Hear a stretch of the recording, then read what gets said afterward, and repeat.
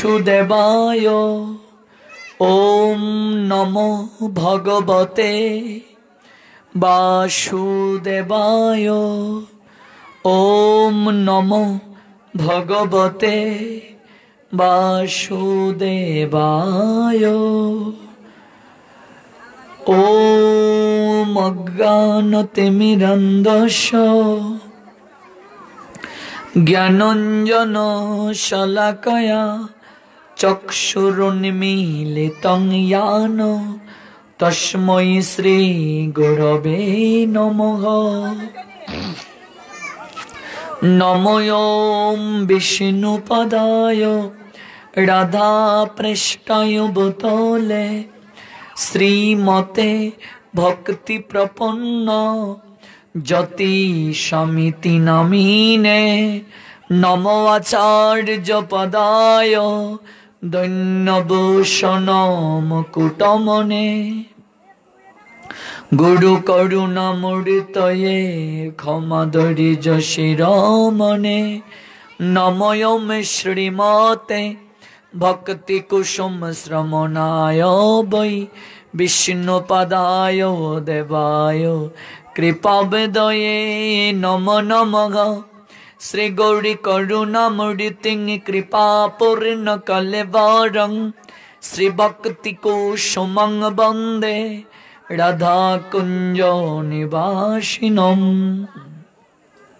नमो ओम विष्णुपदाय कृष्ण पृष्ठाय भूतले श्रीमते भक्ति सिद्धांत सरस्वती नामिने वंदे वृंदावन गुरु कृष्णं कमललोचनं वल्लभी वल्लभां देवं श्रीराधालिंगितो विग्रहं वंदे श्रीकृष्ण चैतन्य नित्यानंदौ सहोदितौ गौरुदये पुष्पवन्तौ चित्रौ सन्दौ तमुनुदौ अजनुलम्बितभुजौ कनकावदातौ संकीर्तनैकपितरौ कमलायताक्षौ विश्वम्भरौ द्विजवरौ जुगधर्मपालौ वन्दे प्रिय करुणावतारौ कृष्णाय वासुदेवाय हरये परमात्मने प्रणतक्लेशनाशाय श्रीगोविन्दाय नमो नमः। तप्त कांचन गौरांगी राधे वृंदावनेश्वरी वृषभानुसुते देवी प्रणमामि हरिप्रिये। वृंदावै तुलसी देवै प्रिया वै केशवश्च कृष्ण भक्ति प्रदे देवी सत्यवत्यै नमो नमः। श्री रूप श्री सनातन भट्ट रघुनाथ श्री जीवी गोपाल भट्ट दास रघुनाथ এই ছয় গোসাইরি করি চরণ বন্দন যাহা হতে বিঘ্ন নাশ অবিষ্ট পূরণ। এই ছয় গোসাই যার মুই তার দাস তা সবার পদরেণু মোর পঞ্চগ্রাস। তাদের চরণ সেবী ভক্ত শনিবাস জনমে জনমে মোর এই অবিলাস। এই ছয় গোসাই প্রভু মুরে করো দয়া চরণে শরণ নিলাম দাও পদ ছায়া। এই ছয় গোসাই যবে ব্রজে কৈলাবাস রাধা কৃষ্ণের নিত্য লীলা করিলা প্রকাশ মনের আনন্দে বল হরি। ভজ বৃন্দাবন শ্রী গুরু বৈষ্ণব পদে মজাইয়া মন, শ্রী গুরু বৈষ্ণব পাদ পদ্ম করিয়াস, নাম সংকীর্তন কহে নরোত্তম দাস। জয় জয় শ্রী কৃষ্ণ চৈতন্য দয়াল প্রভু নিত্যানন্দ, শ্রী অদ্বৈত গদাধর শ্রীবাসাদি গৌর ভক্ত বৃন্দ। হরে কৃষ্ণ কৃষ্ণ কৃষ্ণ হরে হরে, হরে রাম রাম রাম হরে হরে। হরে কৃষ্ণ কৃষ্ণ কৃষ্ণ হরে হরে, হরে রাম রাম রাম হরে হরে। হরে কৃষ্ণ কৃষ্ণ কৃষ্ণ হরে হরে, হরে রাম রাম।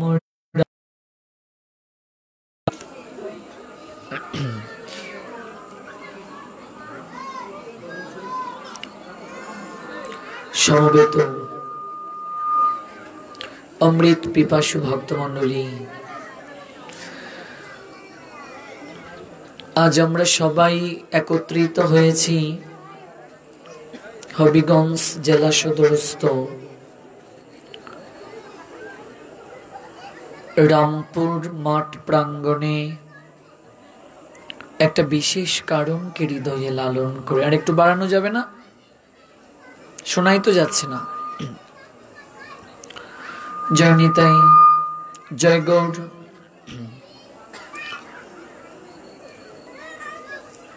আমরা সবাই একত্রিত হয়েছি প্রভুপাদ শ্রী শ্রী কৃষ্ণানন্দ স্বামী ওনার 11তম তিরুদান উৎসব পালন করার নিমিত্তে, এই অপ্রাকৃত কথামৃতে অবগাহিত হওয়ার নিমিত্তে আজকের ভক্ত ভগবানের মিলন মেলা। এই অনুষ্ঠানটিতে তৃতীয়বারের নিয়ে আপনাদের কাছে আমার আশা। 3 বছর হয় আপনাদের চরণধুলি নেওয়ার সৌভাগ্য হয়েছে, তৃতীয়বারের নিয়ে এসেছি। আজকের এই অপ্রাকৃত কথামৃতে যারা এসেছেন সর্বাগ্রে আপনাদের প্রত্যেকের রাতুল রাঙ্গাচরণে আমি অবাজন বৈষ্ণব জ্ঞানে দণ্ডবোধ প্রণাম নিবেদন করছি। ভক্তবৃন্দ, কথা ঠিক মতো শোনা যাচ্ছে কিনা বুঝতে পারছি না, আমি নিজেই ভালো করে বুঝতে পারছি না।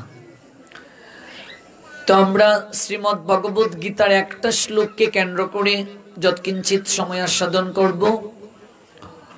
তদ্বিদ্ধি প্রণিপাতেন পরিপ্রশ্নেন সেবয়া, উপদেক্ষন্তি তে জ্ঞানম জ্ঞানীন তত্ত্বদর্শিনঃ। তদ্বিদ্ধি প্রণিপাতেন পরিপ্রশ্নেন সেবয়া, উপদেক্ষন্তি তে জ্ঞানম জ্ঞানীন তত্ত্বদর্শিনঃ। ভগবান শ্রী গোবিন্দ এই শ্লোকটির মাধ্যমে একটা অপ্রাকৃত সন্দেশ জগৎ জীবকে জানিয়ে দিয়েছেন। শ্রীমদ্ ভগবদ গীতা এটা আমাদের মনুষ্য জাতির একটি সংবিধান, জীবের উদ্ধারের তৃতীয় প্রস্থান, যেটিকে স্মার্ত প্রস্থান বলা হয়। যে গীতায় ভক্তের জন্য ভগবানের প্রাণ কাঁদছে, দরদ দিয়ে রোগ নিরাময় করেছেন ভগবান। অপূর্ব মধুর কথা অর্জুন শুনেছেন মন প্রাণ দিয়ে, মুখে তার কোনো কথা নেই, কেবল 2-1টা জিজ্ঞাসা ছাড়া। বিষাদগ্রস্ত রোগী 18 অধ্যায় শেষে অনুভব করলেন তিনি সম্পূর্ণ সুস্থ। এই জীবনের বিশাল কর্মক্ষেত্রে আমাদের রোগ নিরাময়ের জন্য ভগবান অপূর্ব সন্দেশ প্রদান করলেন অর্জুনকে উপলক্ষ করে।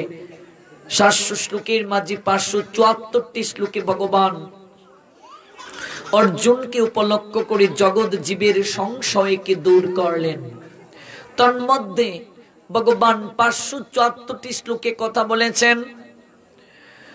আমরা যে শ্লোকটি আজ আস্বাদন করছি সেটি ভগবানের শ্লোক। ভগবান উবাচ, শ্রী ভগবান উবাচ, তদ্বিদ্ধি প্রণিপাতেন পরিপ্রশ্নেন সেবয়া উপদেক্ষন্তি তে জ্ঞানম জ্ঞানীন তত্ত্বদর্শিনঃ।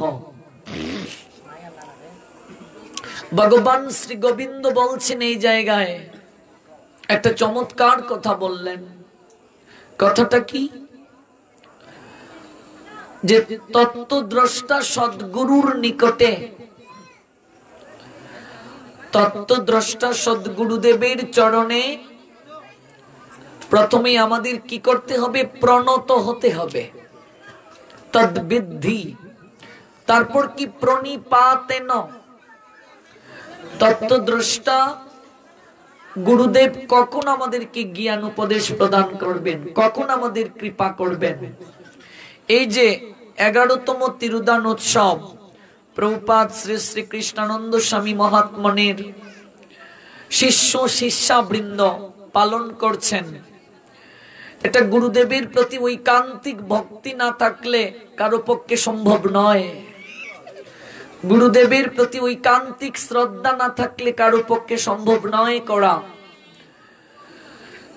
আমি আমার ব্যক্তিক জীবনের একটা অভিজ্ঞতার কথা বলি। সারা বাংলা ঘুরতে গিয়ে এরকম একটা অভিজ্ঞতা হয়েছে। একজনকে প্রশ্ন করেছি, মা আপনার গুরুদেবের নাম কি? উনি তার স্বামীকে বলছেন, ওগো আমরা যার কাছ থেকে দীক্ষা নিয়েছি বাবা ঘোষের নামটা নু কি? এবার স্বামী বলছে, আমারও তো মনে পড়ছে না, ডায়েরিতে লেখা আছে। তো দেখুন গুরু ভক্তি কি বুঝুন। যে গুরুদেবের কাছ থেকে দীক্ষা নিয়েছেন গুরুদেবের নামটা বলতে পারে না। তারপর তো আরো অনেক বিষয় আছে, আমি কোন পরিবার থেকে দীক্ষা নিলাম, গুরুদেব আমাকে যে আহ্নিক দিলেন এটা মনে আছে কি, করছি কি, এগুলো তো আরো অনেক পরের কথা। গুরুদেবের নামটা বলতে পারে না। বহু জায়গায় এরকম অভিজ্ঞতা হয়েছে আমার। আর এই 11তম তিরুদান উৎসব আপনারা প্রত্যেক বছর পালন করছেন। উনি দেহ রেখে চলে গিয়েছেন চিন্ময় ধামে, কিন্তু মনে রাখবেন গুরুদেব অপ্রকট হলেও শিষ্যের কাছে তিনি তার আদর্শের দ্বারা, তার কথার দ্বারা, তার বাণীর দ্বারা প্রকট থাকেন। আপনারা শিষ্য শিষ্যাবৃন্দ এই অপ্রাকৃত অনুষ্ঠান করছেন, উনি চিন্ময় ধাম থেকে সেটাকে অবলোকন করে আপনাদেরকে আশীর্বাদ প্রদান করছেন। এটাই তদ্বিদ্ধি প্রণিপাতেন। প্রণিপাত প্রত্যেক বছর আপনারা গুরুদেবের চরণে মাথা টেকাচ্ছেন বিশেষভাবে। প্রতিদিন তো করছেনই, প্রত্যেক শিষ্য শিষ্যাবৃন্দ প্রত্যেক দিনই তো গুরুদেবের চরণে প্রণাম দিচ্ছেন, কিন্তু বিশেষভাবে গুরুদেবের তিরুদান তিথি, গুরুদেবের আবির্ভাব তিথি প্রত্যেককেই পালন করা উচিত। প্রত্যেক শিষ্য শিষ্যাবৃন্দকে পালন করা উচিত। আপনারা প্রত্যেক বছর বিশালভাবে পালন করছেন। আমি তো 3 বারের মতো আপনাদের এই অনুষ্ঠানটিতে এসেছি, কারণ আমি 3 বার যেভাবে দেখলাম আপনাদের গুরু ভক্তি সত্যি অতুলনীয়। প্রাণ খুলে আপনারা করছেন, কোনো কিছুতেই কার্পণ্য করেন না, কৃপণতা করছেন না। এটা গুরুদেবের অহৈতুকী কৃপা আছে বলে আপনারা করতে পারছেন, নইলে সম্ভব হতো না। গুরুদেবের কৃপা না হলে, ভগবানের কৃপা না হলে সাধারণ জীব যতই চেষ্টা করুক না কেন তার দ্বারা কোনো কিছুই করা সম্ভব নয়, কোনো কিছুই সম্ভব নয়। তাই গুরুদেব ওই চিন্ময় ধাম থেকে আপনাদের এই কর্মকাণ্ড দেখে উনি সন্তুষ্ট হন, নিশ্চয়ই সন্তুষ্ট হবেন, শাস্ত্র তাই বলে। তিনি সন্তুষ্ট হয়ে আপনাদেরকে আশীর্বাদ প্রদান করবেন এবং করছেন, নতুবা আপনাদের পক্ষে সম্ভব হতো না।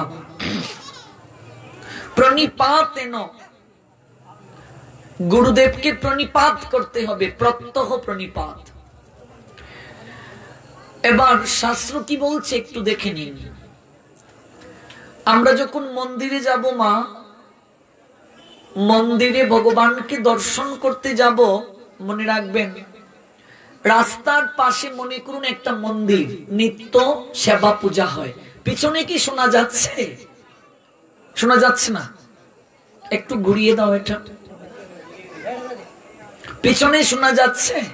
আচ্ছা, অল্প ঘুরিয়ে দাও, শোনা যাচ্ছে না। রাস্তার পাশে মনে করুন একটা মন্দির, নিত্য সেবা পূজা হয়। ওই যে ছোট্ট বক্সটা, এই ভাই ছোট্ট বক্সটা এইদিকে ঘুরিয়ে দাও, আর এটা কেবল আমাকে কভার করবে, ঠিক আছে? ছোট্ট বক্সটা এদিকে ঘুরিয়ে দাও, আর এটা কেবল আমাকে কভার করবে। পিছনে শোনা না গেলে তো আনন্দ পাবে না। ছোট্ট বক্সটা এদিকে ঘুরিয়ে দাও, আর এটা কেবল আমাকে কভার করবে। আমার দিকে কেবল ঘুরিয়ে দাও। হ্যাঁ, ইয়েস, এটা কেবল আমার দিকে ঘুরিয়ে দাও। হ্যাঁ, ঠিক আছে, ঠিক আছে। আর এটা ওইদিকে ভক্তদের দিকে ঘুরিয়ে দাও। প্রয়োজন হলে একটা টেবিলের উপরে তুলে দিলে অনেক দূর সাউন্ডটা যাবে। আমার দিকে ঘুরিয়ে দাও, আমার দিকে, কেবল আমাকে বকর করবে। হ্যাঁ, ইয়েস, জয় নিতাই। যেটা বলছিলাম, মনে করুন রাস্তার পাশে একটা মন্দির, নিত্য সেবা পূজা হয়। সেই রাস্তার পাশ দিয়ে আমি আপনি হেঁটে যাচ্ছি।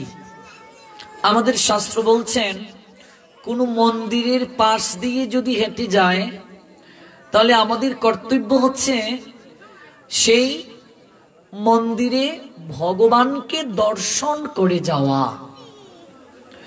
আমরা যদিও অনেক ব্যস্ত, আমরা ছুটছি আমাদের কর্তব্যের তাগিদে, দিন থেকে রাত পর্যন্ত আমরা ছুটছি।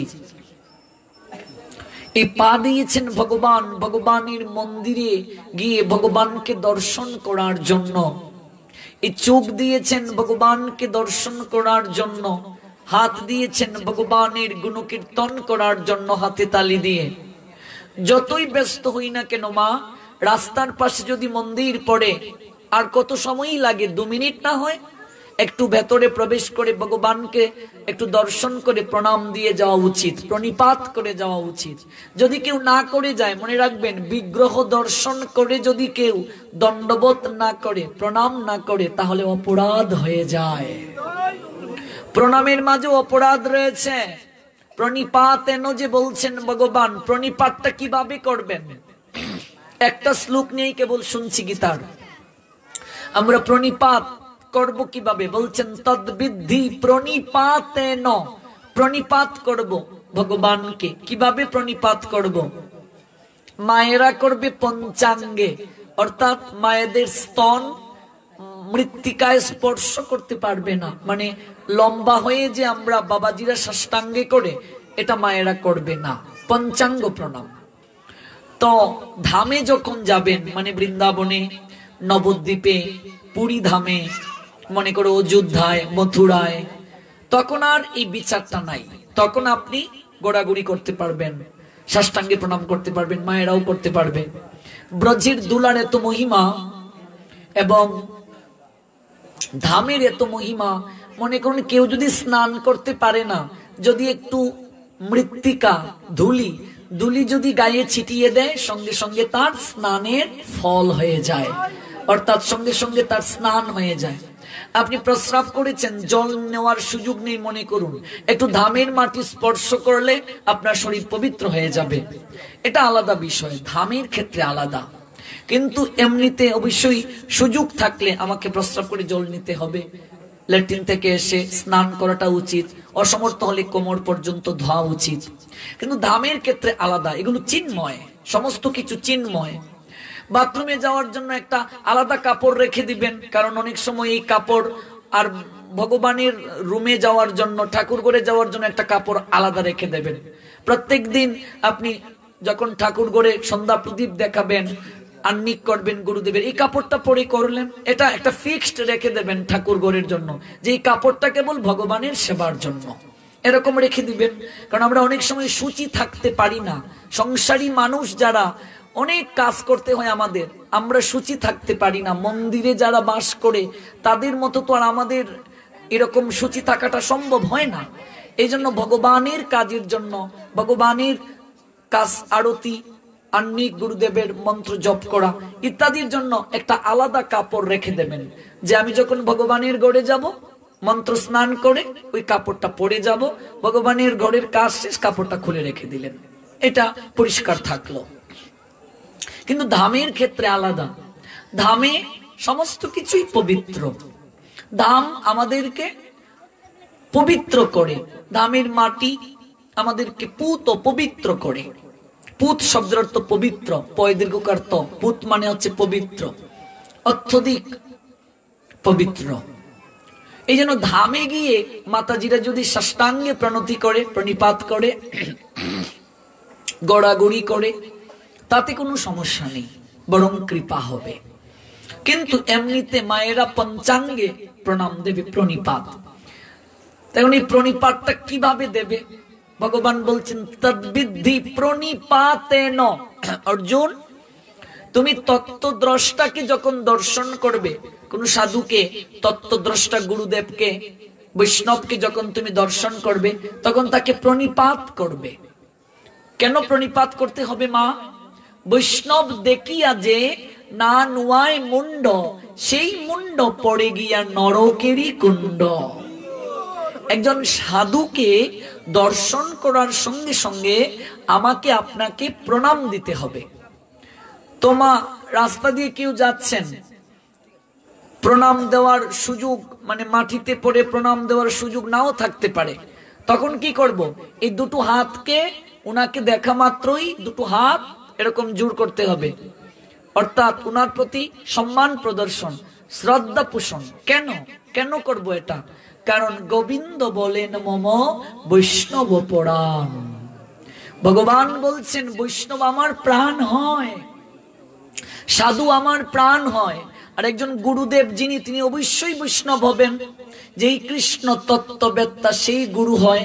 গুরুদেব তো অবশ্যই ভগবানের ভক্ত হবেন, কাজী গুরুদেব তো বৈষ্ণবী। বৈষ্ণব ছাড়া তো আর গুরুদেব না, কৃষ্ণ তত্ত্ববেত্তাই গুরু হন। শাস্ত্র বলছেন যেই কৃষ্ণ তত্ত্ববেত্তা সেই গুরু হয়। যিনি ভগবানকে সম্যক রূপে জানতে পেরেছেন, যিনি ভগবানকে উপলব্ধি করতে পেরেছেন, যিনি ভগবত তত্ত্ব হৃদয়ে মাঝে লালন করে জগৎ জীবকে জানানোর প্রয়াসী হয়েছেন, যেই কৃষ্ণ তত্ত্ববেত্তা সেই গুরু হয়। কৃষ্ণ তত্ত্ববেত্তা যিনি, তিনি হচ্ছেন গুরুদেব। সেই গুরুদেবকে আমরা কিভাবে প্রণিপাত করব? ভগবানকে আমরা কিভাবে প্রণিপাত করব? পিতামাতাকে আমরা কিভাবে প্রণিপাত করব? স্বামীকে স্ত্রী কিভাবে প্রণিপাত করবে? এগুলো আলাদা আলাদা পদ্ধতি রয়েছে। প্রণিপাতেন আমরা একটা বিষয় জানলাম যে একজন সাধুকে, ভক্তকে, বৈষ্ণবকে দেখা মাত্রই প্রণাম দিতে হবে, এটা আমরা ক্লিয়ার হলাম। এবার প্রণামটা কিভাবে দেব? বলছেন গুরুদেবকে, বৈষ্ণবকে, সাধুকে প্রণাম করতে হবে সোজাসুজি প্রণাম। বুঝতে পেরেছ মা? সোজাসুজি প্রণাম দিতে হবে, সোজাসুজি ভাবে প্রণাম।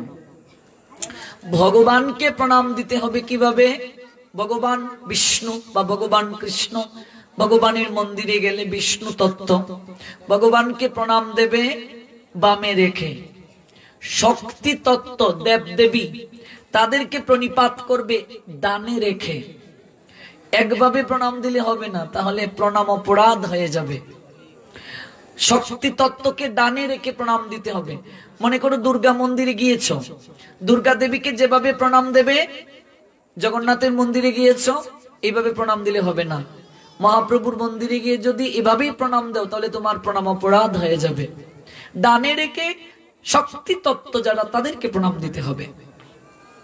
বামে রেখে বিষ্ণু তত্ত্বদেরকে প্রণাম দিতে হবে। প্রণিপাতেন, প্রণিপাত করতে হবে। আরেকটা কথা মনে রাখতে হবে, পা স্পর্শ করে প্রণাম না দেওয়াটাই ভালো। অর্থাৎ পা স্পর্শ করে প্রণাম না দেয়া ভালো। চরণ কেন আমরা, চরণ কিংবা পা কেন স্পর্শ করব না? তার কারণ হচ্ছে স্পর্শজনিত ট্রাবল হতে পারে। দেখুন এখন আমরা এই যে করোনা ভাইরাসের প্রাদুর্ভাব, আমরা অনেক সময় বলি যে শারীরিক দূরত্ব বজায় রাখুন। শারীরিক দূরত্ব কেন বজায় রাখবো? তার কারণটা হচ্ছে স্পর্শের মাধ্যমে অনেক ভাইরাস এগুলো ছড়াতে পারে, স্পর্শজনিত কিছু ডিজিজ আছে, এগুলো স্প্রেড হতে পারে। এই জন্য আমি যদি কাউকে স্পর্শ করি, তাহলে তার মাঝে ভালো এবং খারাপ এই দুটো চেতনাই আমার মাঝে আসতে পারে। চেতনা, মেডিকেল সায়েন্স বলছেন আপনি যে রান্না করেন মা, রান্নার সময় আপনি যা ভাববেন খাদ্যের মাঝে সেই চেতনা প্রবেশ করে। রান্নার সময় যা চিন্তা করবেন এই চেতনা খাদ্যের মাঝে প্রভাব পড়ে। এই জন্য মনে রাখতে হবে, অনেক জায়গায় গিয়েছো, দেখবে না এই জায়গায় খাবার গ্রহণের পরই আমার শরীরটা কেমন হয়ে গেছে, হয় না এরকম? কারণ আছে, এগুলো সমস্ত কিছুর পিছনে সায়েন্টিফিক এবং আমাদের ধর্মীয় তত্ত্ব আছে। রান্নার সময় কেউ যদি কুচিন্তা করে, কুভাবনা করে, এটা খাদ্যের মাঝে প্রভাব পড়বে, কারণ চেতনা ডাইভার্ট হয়। আপনি কারো কাপড় যদি পরিধান করেন, তাহলে ওই মাতাজির বিভিন্ন শরীরের বিভিন্ন চেতনা, মানসিক চেতনা আপনার মাঝে আসতে পারে। আপনি কারো জুতো যদি পরিধান করেন, তার চেতনা আসতে পারে। এই জন্য চেষ্টা করবেন, কেউ আপনার কাপড় পরেছে এটা আবার ধুয়ে আপনি পরিধান করবেন, এগুলো প্রয়োজন। এটাকেই বলে পিউরিটি। এই যে কলুষিত চেতনা, এই চেতনা ডাইভার্ট হতে পারে। এই জন্য পা ছুঁয়ে প্রণাম না দেওয়াটাই উচিত, কারণ এক একজনের এক এক রকম চেতনা থাকতে পারে। ভালো চেতনা থাকতে পারে, মন্দ চেতনা থাকতে পারে। তাহলে ভালো চেতনাও আপনার মাঝে যেতে পারে, মন্দ চেতনাও আপনার মাঝে যেতে পারে। তো কি প্রয়োজন আছে আমি পা স্পর্শ করে প্রণাম দেব? পা স্পর্শ করে প্রণাম দেওয়া নিষেধ করেছেন শাস্ত্র। তাহলে কাদেরকে পা স্পর্শ করে প্রণাম দেওয়া যাবে আর কাদেরকে যাবে না, এটা আমরা এখন জানবো। আর খাদ্যের মাঝে চেতনা প্রকাশিত হয়। এই জন্য দেখবেন ভগবানের যখন রান্না করতে হয়, এই যে আপনারা ভোগ নিশ্চয়ই রাজভোগ অবশ্যই করবেন প্রোগ্রামের সময়। হ্যাঁ, একটা কথা, অপরাধ নেবেন না আমার কথায়, এগুলো তো আমরা জানি না, জানার জন্যই তো বলছি, কষ্ট নিয়েন না। ভগবানের যখন রান্না করবেন, চেষ্টা করবেন মনে মনে কৃষ্ণ চিন্তা করতে। তাহলে দেখবেন স্বয়ং রাধারানী আপনাকে কৃপা করবেন রান্নায়। দেখবেন না কি স্বাদ হয়েছে গো, ওই মাসি রান্না করলে কত ভালো হয়, ওই মাসি রান্না করলে কত ভালো হয়। চেতনা খুব ইম্পর্টেন্ট। তোমার মন যদি ভালো না লাগে, লবণ দুবার দিয়ে দেবে, হয় না এরকম? সম্পূর্ণ মনের উপর নির্ভর করছে। ভগবানের জন্য যখন রান্না করবে, তখন মনে মনে ভগবানের চিন্তা করবে, আর চেষ্টা করবে এ সময় চা পান এগুলো না খাওয়ার জন্য। রান্নার সময় ভগবানের ভোগ দিয়ে দিয়ে তারপর, কিন্তু ওই সময় এর আগে এগুলো গ্রহণ করবে না। কারণ যদি পান খাও, তাহলে যদি কোনো কিছু রস পড়ে যায় তাহলে অপরাধ হবে তোমার। আমাদের শাস্ত্র বলছে রান্নার সময় মুখে কথা পর্যন্ত বলতে নিষেধ। পান তো পরের কথা, তুমি যে রান্না করবে মুখে কথা বলা যাবে না, কারণ যদি কোনো তুতু পড়ে যায় তাহলে তোমার অপরাধ হবে। আর আমরা কথা বলে তো তুতু পড়বেই। মনে মনে কি করতে হবে? কৃষ্ণ চিন্তা করতে হবে। এই জন্য স্বয়ং নরোত্তম দাস ঠাকুর মানসে পর্যন্ত রাধারানীর জন্য পায়স রান্না করতে পেরেছিলেন, মনে মনে একটা জিনিস। এই জন্য কৃষ্ণ ভক্ত যারা, অনেক সময় প্রসাদী যারা, মানে আমাদের মাঝে একটা প্রশ্ন জাগে, ওনারা কেন গ্রহণ করেন না? আসলে মূল কথা হচ্ছে এটা একটা চেতনার বিষয়। প্রসাদ যারা পায় ওরা অন্য কোনো ব্যক্তিদেরকে নিন্দা করে না, এটা যদি কেউ করে আলাদা বিষয়, কিন্তু শাস্ত্র বা আমাদের কথা বলি, নিন্দা করার কথা বলা হয়নি। চেতনাটা মুখ্য। কেউ যদি শুদ্ধ চেতনায় থাকেন অবশ্যই তার হাতে গ্রহণ করা যাবে, তাতে কোনো সমস্যা হবে না। চেতনাটাই মুখ্য। এবার যিনি নিয়মিত প্রসাদ পান, মনে করুন আমি নিয়মিত পাচ্ছি, আমিও যদি রান্না করতে গিয়ে খারাপ চিন্তা করি, তাহলে আমার হাতে রান্না খেলেও আপনার সমস্যা হবে। এটা শুধু আপনি আমিষ গ্রহণ করেন বলে আপনার ক্ষেত্রে সমস্যা না, সবার জন্য সবার সমস্যা হবে। কারণটা হচ্ছে চেতনার উপরে নির্ভর করছে। মানুষ যে চিন্তা করবে সেটা প্রভাব পড়বে। এই জন্য বিবেকানন্দ যখন পাশ্চাত্যে গিয়েছিলেন, একজন মাতাজি, পাশ্চাত্যের একজন মা এক গ্লাস দুধ তার জন্য নিয়ে এসেছেন। এবার স্বামীজি বলছেন যে মা, আমি এক পেয়ালা, পেয়ালা মানে কাপ, এক কাপ দুধ বা গ্লাস বলা যায়, এই দুধটা আমি গ্রহণ করতে পারবো না। বলছে বাট হয়, কিন্তু কেন?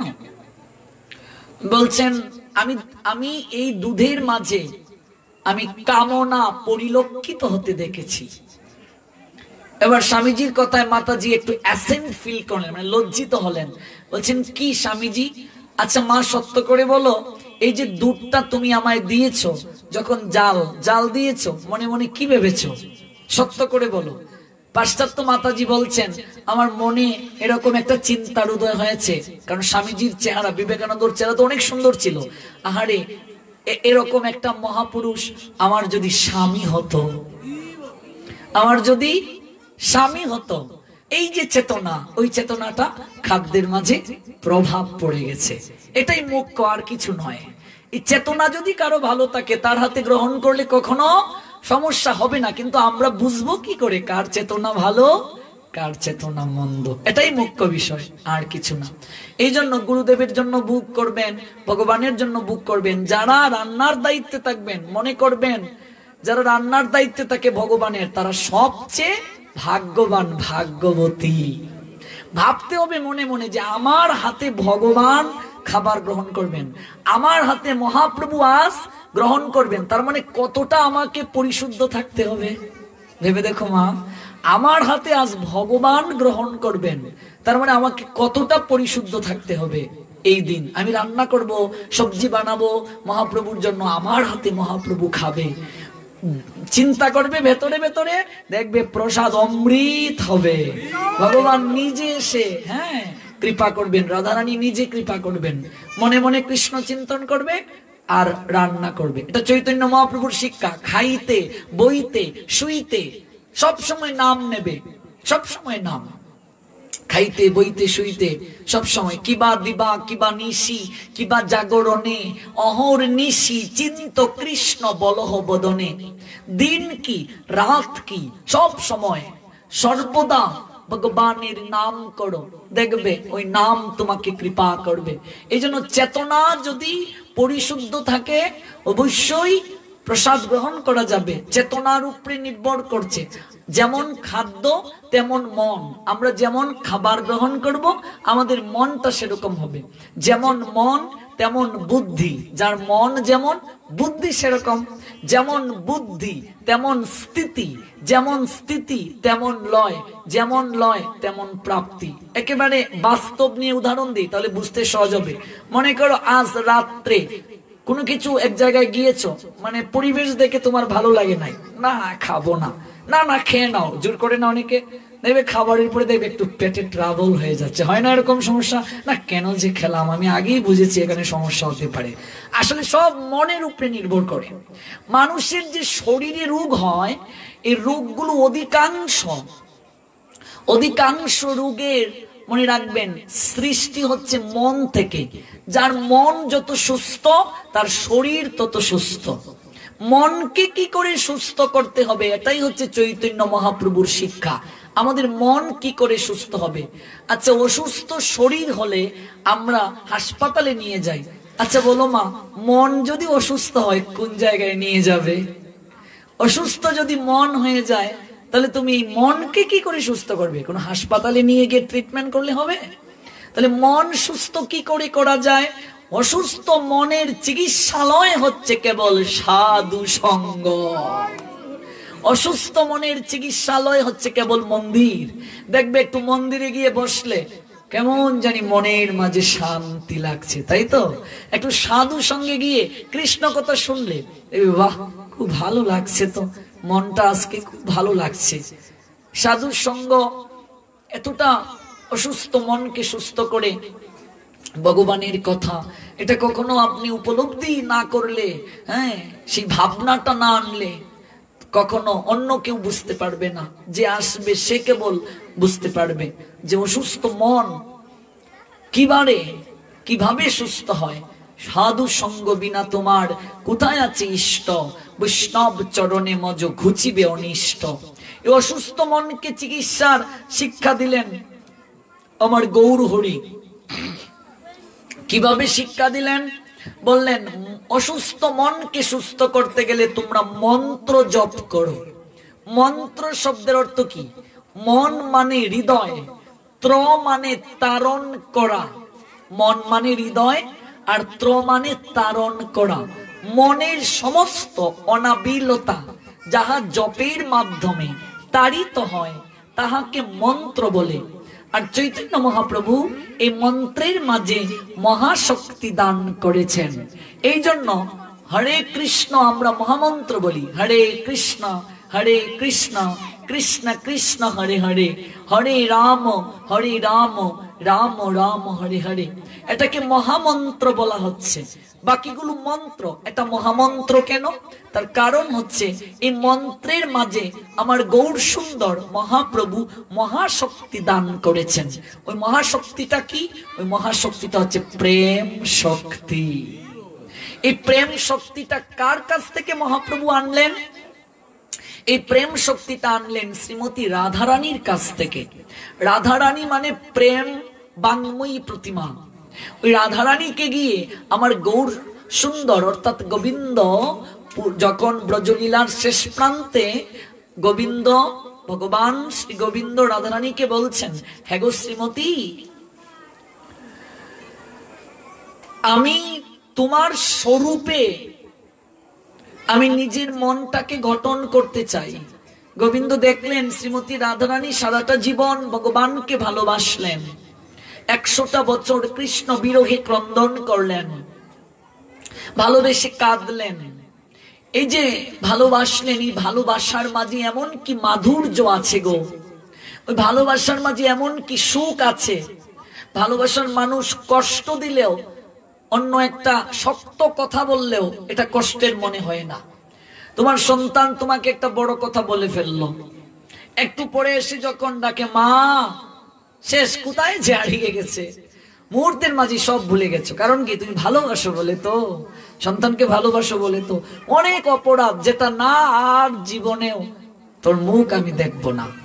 যদি এসে জড়িয়ে ধরে বলে মা আমার কথা কষ্ট পেয়েছো, সবকিছু মন থেকে বাদ দিয়ে দাও, মা মুহূর্তের মাঝে ভুলে যায়। ঠিক বলছি তো?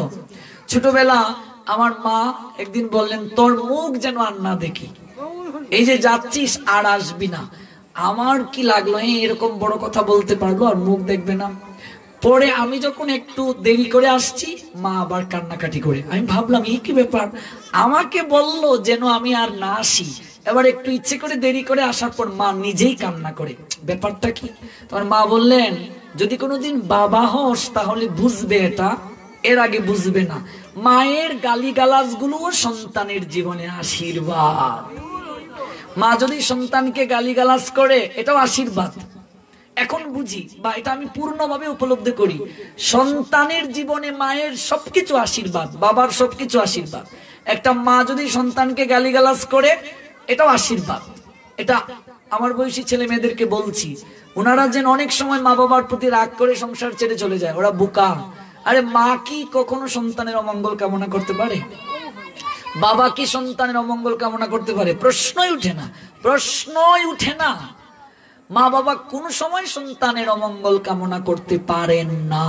পৃথিবীতে নিঃস্বার্থ ভাবে যদি কেউ ভালোবেসে থাকে জড় জগতে, মা বাবার উপরে কেউ নয়।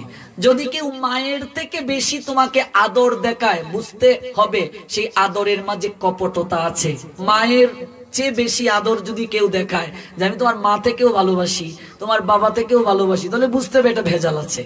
মা বাবার উপরে কেউ ভালোবাসা দিতে পারে না। তাহলে স্ত্রীর ভালোবাসা, আরে স্ত্রীর ভালোবাসা তো আলাদা চ্যাপ্টার।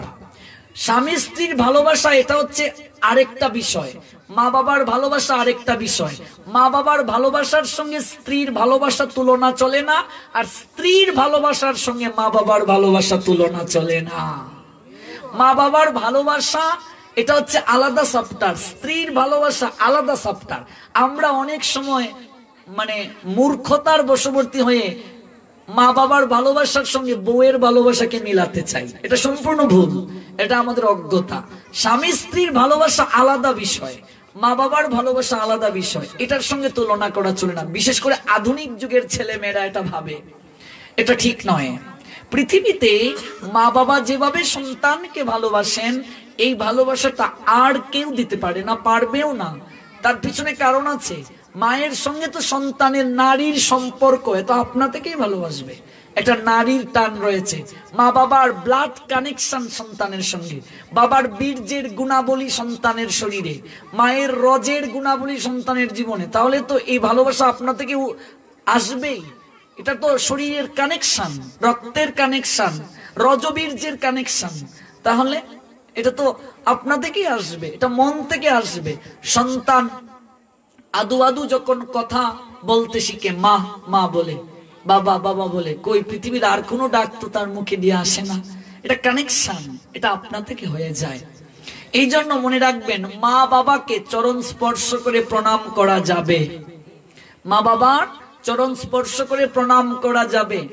স্ত্রী স্বামীকে চরণ স্পর্শ করে প্রণাম করতে পারবে। শিষ্য গুরুদেবকে চরণ স্পর্শ করে প্রণাম করতে পারবে, গুরুদেব যদি অনুমতি প্রদান করেন। কথাটা ভালো করে বুঝবেন। গুরুদেব যদি অনুমতি প্রদান করেন, তাহলে শিষ্য বা শিষ্যা গুরুদেবের চরণ স্পর্শ করে অনুমতি দিলে করতে পারে। যেমন আমাদের গুরু মহারাজ অনেক সময় আমাদেরকে চরণ স্পর্শ করে প্রণাম দেওয়ার অনুমতি দেন নাই, বলছেন না চরণ স্পর্শ করে প্রণাম দেবে না, দূর থেকে প্রণাম দেবে। কারণ প্রণাম গ্রহণ করাটাই তো মুখ্য। চরণ স্পর্শ করিয়ে দাও আর চরণ স্পর্শ না করিয়ে দাও, যদি অনুমতি দেন। কোন কৃষ্ণ ভক্ত বা বৈষ্ণব যদি চরণ স্পর্শ করে প্রণাম দেওয়ার অনুমতি দেন, তাহলে তার চরণ স্পর্শ করে অনুমতি দেওয়া যাবে। কিন্তু তিনি যদি অনুমতি না দেন, জোর করে যদি কেউ চরণ স্পর্শ করে প্রণাম দেয়, তাহলে অপরাধ হয়ে যেতে পারে। শাস্ত্র বলছেন চরণ ধুলি নেয়ার কথা, যে গুরুদেবের চরণ ধুলি নেবে, ভক্তের চরণ ধুলি নেবে। আমরা এটা তো সবাই জানি যে ভক্তের চরণ ধুলি কৃষ্ণ ভক্তি লাভে সহায়তা করে। তাহলে ভক্তের কি শুধু চরণের মাঝেই ধুলি থাকে? একেবারে আমাকে জোর করে চরণ ধরে একেবারে নিয়ে আসতে হবে না। ভক্ত হেঁটে যাচ্ছেন, ভক্ত বা গুরুদেব তোমার হেঁটে গিয়েছেন, তো যে জায়গায় পা রেখেছেন ওই জায়গা থেকে একটু ধুলি এনে মাথার মাঝে স্পর্শ করে দাও, তাই তো হয়ে গেল। ভক্ত এদিকে হেঁটে গিয়েছেন, ওই ধুলিটা এনে মাথায় দিয়ে দাও। আর মায়ের চরণের ধুলি যদি সন্তানের ললাটে থাকে, কোন জায়গায় সন্তান যখন যায়, তখন অবশ্যই মা বাবাকে প্রণাম দিয়ে যাওয়া উচিত। এটা ছোট ছেলে মেয়েদেরকে বা আমার বয়সী ছেলে মেয়েদেরকে বলছি, এটা আমি নিজে করি, তাই আমি এটা আচরণ করি বলে বলছি, একেবারে জোর করে জোর গলায় বলছি। সন্তান কোন জায়গায় বড় হলে কি হয়েছে, সন্তান যতই বড় হোক, মা বাবার কাছে সেই ছোট পোলাপা নেই। যেখানেই যাবে মা বাবাকে প্রণাম দিয়ে যাবে। কেন প্রণাম দিয়ে যাবে? এটা যশোমতী মা একটা লীলায় শিক্ষা দিয়েছেন। কৃষ্ণ যখন গোচারণে যেতেন, প্রত্যহ নন্দ মহারাজ আর যশোদাকে প্রণাম করে যেতেন, রোহিণীকে প্রণাম করে যেতেন। এবার সেই যশোমতী মা উনার অঙ্গুলি থেকে একটু ধুলা এবং গাভীর গোবরে একটু মিশিয়ে গোপালের দ্বাদশ অঙ্গে তিনি তিলক পরিয়ে দিতেন। কারণ মায়ের আশীর্বাদ রক্ষা কবচ। কোন মা যদি তার অঙ্গুলির ধুলা এবং একটু গোবর মিশ্রিত করে সন্তানের ললাটে ফুটা দিয়ে দেয়, সেই সন্তান কখনো দুর্ঘটনায় মৃত্যুবরণ করবে না, রক্ষা কবচ হয়ে থাকবে। মায়ের আশীর্বাদের এত ক্ষমতা। গান্ধারী এত সাধনা করেছিলেন। এবার সেই গান্ধারীর যখন 99 পুত্র মারা গেল, 100টাই তো পুত্র, দুর্যোধন শুধু বেঁচে আছে, 99টা ছেলে মরে গেছে। এবার গান্ধারী কাঁদতে কাঁদতে ব্যাসদেবের কাছে গিয়েছে, হে মুনিবর, হে মুনিবর, আমি তো মা, অন্তত একটা প্রদীপ তো আমার বংশে জ্বালা উচিত।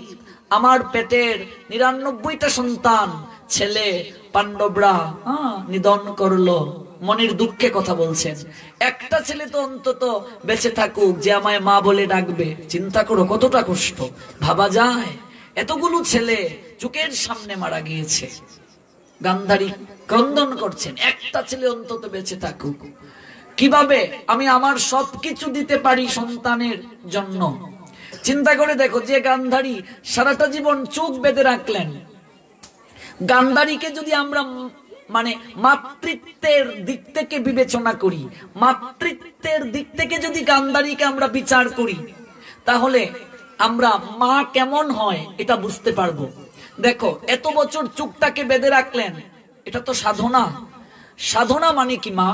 স্বভাবকে সংযত রাখার নামই সাধনা। আমরা বলি সাধনা করলে কৃপা হয়, কিন্তু সাধনাটা কি? স্বভাবকে সংযত রাখা। মনে করো তুমি একাদশী ব্রত করেছো, তোমার পেটে ক্ষুধা লেগেছে, মন চাইছে, আরে শরীর দুর্বল লাগছে, খাবো, কিন্তু তুমি জোর করে বলছো না আজকে খাবো না, আজকে উপবাস।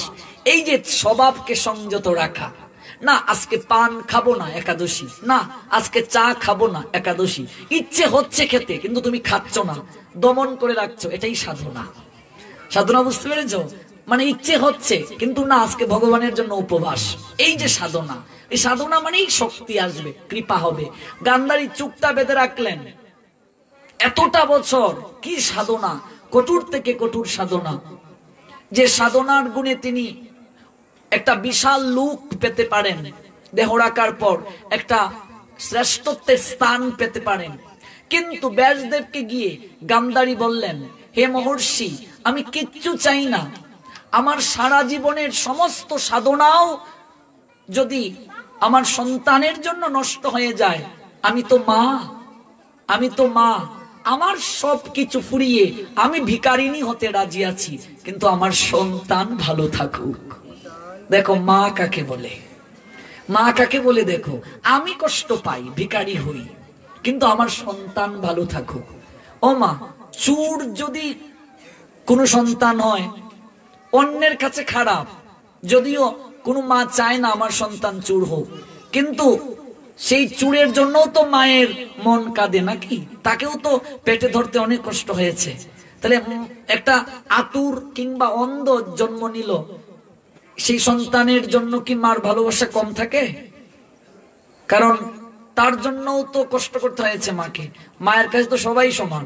একটা গানে আছে, আপনারা হয়তো শুনেছেন, ল্যাংড়া আতুর হইলে মায়াও টান্ডালয় কুলে, পুত্র যদি কুপুত্র হয় তবু মায়ে পালে। পুত্র যদি কুপুত্রও হয়, পুত্র কুপুত্র হতে পারে, কিন্তু মাতা, মা কুমাতা হতে পারে না। পুত্র কুপুত্র হতে পারে, কোনো মা চায় না আমার সন্তান কুপুত্র হোক, সন্তান আমার মুখটাকে সমাজের বুকে ছোট করে দেখ, সন্তানের জন্য আমি ছোট হই, কোনো মা চায়? কুপুত্র হয়ে গেলেও মা সন্তানকে ফেলতে পারে না, এটাই কানেকশন। গান্ধারী তিনি কি কখনো চেয়েছিলেন আমার সন্তান অধর্মের পক্ষে যাক? তিনি চাননি, তিনি চাননি, কিন্তু সেই সন্তান আজকে মামার শলাকলায় শকুনির কারণে আজকে অধর্মের পক্ষে। ধৃতরাষ্ট্র তাকে শাসন করেন নাই, কিন্তু সেই গান্ধারী আজকে মাতৃত্বের টানে বলছেন ব্যাসদেবকে, মহর্ষি, আমার জীবনের সমস্ত সাধনা আমি অর্পণ করে দেব, আমার একটা পুত্র বেঁচে থাকুক, আমাকে মা বলে ডাকবে, একটা প্রদীপ অন্তত জ্বলুক আমার জীবনে। মহর্ষি, আমি কিভাবে বেঁচে থাকবো? আমার সবগুলো ছেলে মরে গেছে, আমার একটা পুত্র, আমি তাকে বাঁচিয়ে রাখতে চাই। এবার কৃষ্ণদ্বৈপায়ন বেদব্যাস বলছেন, হে দেবী, একটা সন্তানের জীবনের আশীর্বাদ, একটা সন্তানের জীবনে মায়ের আশীর্বাদ এত বড় আশীর্বাদ। মা যদি কোনো সন্তানকে পূর্ণভাবে আশীর্বাদ করে জগতে যায়, কোনো বাবা যদি কোনো সন্তানকে পূর্ণভাবে আশীর্বাদ করে যায়, সেই সন্তান মা বাবা চলে যাওয়ার পরও তারা সুখে শান্তিতে বাস করতে পারে। এতটা আশীর্বাদের ক্ষমতা। এখনকার আধুনিক সমাজে আমরা সন্তানেরা 4 সন্তান থাকলে আমরা ভাগাভাগি করে দেই, যে আমার মা 4 মাস, তুমি আমার কাছে 1 মাস থাকবে, আমার কাছে 1 মাস থাকবে। আর এই বুদ্ধি হয় না, আমি যদি আমার মাকে বেশি সেবা করি, মায়ের আশীর্বাদটা আমিই পাবো। এটা আমার বয়সী ছেলে মেয়েদেরকে বলছি, এই প্রসঙ্গে যেহেতু এসেছে ওই কথাটা। আমি সবসময় এই বিষয়গুলো ভাবি, যে সন্তান মা বাবার বেশি সেবা করবে সে বেশি কৃপা পাবে। এবার 4 সন্তানের মাঝে লড়াই হওয়া উচিত মা বাবার সেবা নিয়ে, যে কে কত বেশি সেবা করতে পারে, কারণ সে বেশি আশীর্বাদ পাবে। আর আমরা কি করি? কে কত বেশি মা বাবার সেবা থেকে ফাঁকি দিতে পারি, এই হচ্ছে বর্তমান সমাজের অবস্থা। কিন্তু গান্ধারী দেখো কি করলো, আমার জীবনের সমস্ত সাধনা আমি আমার ছেলেকে অর্পণ করে দিতে পারি মহর্ষি, আমার সন্তানটা যেন বেঁচে থাকে। দেখো এত কষ্ট করে সারা জীবন সাধনা করলো, চোখ বেঁধে রাখলো, এই সাধনার ফল নিজের জন্য রাখতে চাচ্ছে না, বলছে আমার ছেলেটাকে দিয়ে দেব, আমার দরকার নেই। চিন্তা করে দেখো, এগুলো ফিল অনুভবের বিষয়। আমরা মহাভারত সিরিয়াল দেখি, অনুভবে আনি না। আমরা মহাভারত গ্রন্থ পড়ি, অনুভবে আনি না। আমরা কৃষ্ণ কথা শুনে যাই, অনুভবে আনি না। এই কথাগুলো যদি কেউ অনুভবে আনে, আমার অভিজ্ঞতা থেকে বলছি, মা বাবাকে কেউ কষ্ট দেবে না। এই কথাগুলো আজকে যদি কেউ অনুভবে আনে, ভেবে দেখো, কার্তিকে বের হয়েছিলাম, কার্তিক, অগ্রায়ণ, পৌষ, মাঘ, ফাল্গুন, চৈত্র, 6 মাস মায়ের কাছ থেকে দূরে। এই কালকে প্রোগ্রাম করে বাড়ি যাব, তারপর মায়ের সঙ্গে থাকবো এতদিন বাহিরে। ভাবা যায় 6 মাস ছিলাম বাইরে, একমাত্র ছেলে, এরপরেও কতটা মা আমার জন্য স্যাক্রিফাইস করে, আর কতটা সমাজের জন্য আমায় ছেড়ে দিল স্যাক্রিফাইস করে। যে দেখো, যে তুমি যদি জগতের ছেলে হতে পারো, তাহলে ভাববো তোমাকে গর্বে রাখা আমার সার্থকতা। সত্যি যদি কোনোদিন আমার মায়ের সঙ্গে দেখা হয়, বুঝবেন কতটা সরল আর কতটা আত্মোৎসর্গী। এই জন্য ভালো সময় হয়ে গেলে, যদিও এত দূর জার্নি, আমার একবার ইচ্ছে গাড়ি করে হবিগঞ্জ নিয়ে আসার, তখন বুঝবেন যে কতটা ধর্ম পালনে আমাকে সহায়তা করেন। কল্পনাও করা যায় না। আমার জীবনে আমি যদি কারো কাছে মিথ্যে কথাও বলি, এটা একদম আজকে অন্তরের কথাটা আপনাদেরকে বলে যাচ্ছি, কিন্তু আমার মায়ের কাছে আমি কোনো কিছু লুকাই না। আমার মায়ের পূর্ণ আশীর্বাদ আমার প্রতি আছে, এটা কল্পনাও করা যাবে না কতটা আশীর্বাদ। কোন সন্তান যদি তার মায়ের প্রতি এইভাবে সমর্পিত থাকে, সেই সন্তান সামনের দিকে অগ্রসর হবেই হবে। পৃথিবীর কোনো প্রতিবন্ধকতা তাকে আটকাতে পারবে না। আজকে গান্ধারী নিজের সমস্ত সাধনা তার সন্তানকে দিয়ে দিচ্ছেন। এবার ব্যাসদেব বলছেন, হে সতী, হে দেবী, তুমি কি বলছো? তুমি এতটা সময় সাধনা করলে, জীবনের সর্বোত্তম সময় তুমি সাধনা করলে, আর সেই সাধনার ফসল তুমি অধর্মের পক্ষে কুপুত্র তাকে তুমি দিয়ে দিচ্ছ। গান্ধারী বলছে, মহর্ষি, আমি তো মা, আমার সন্তান যদিও অধর্মের পক্ষে কুপুত্র, কিন্তু তবুও তো সে আমার সন্তান মহর্ষি, তবুও তো আমার সন্তান। দেখো মাতৃত্ব কি জিনিস, তবুও তো আমার সন্তান। বলছেন, দেবী তুমি দিতে পারো, কিন্তু দেবী মনে রাখো, তোমার এই সাধনা যদি তোমার পুত্রকে অর্পণ করে দেও, তোমার নিজের বলে আর কিছু থাকবে না, কিচ্ছুটি থাকবে না। আমার সমস্ত কিছু চলে যাক মহর্ষি, আমার সন্তান বেঁচে থাকুক। দেখো মা কাকে বলে। এবার মহর্ষি বললেন, তাহলে আমি তোমাকে পরামর্শ দিতে পারি, তুমি যে সাধনা করেছো সারাটা জীবন, তুমি নিজে উপলব্ধি করতে পারবে এই সাধনার শক্তি কোন জায়গাতে আছে। গান্ধারী উপলব্ধি করলেন, তাহলে আমি চুপটাই সারা জীবন বেঁধে রেখেছি। সাধনা কি? মনে করো, সাধনা বিষয়টা আরেকটু বুঝিয়ে বলি।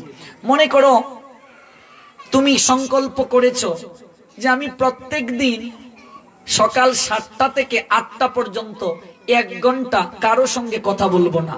এটাও কিন্তু একটা সাধনা।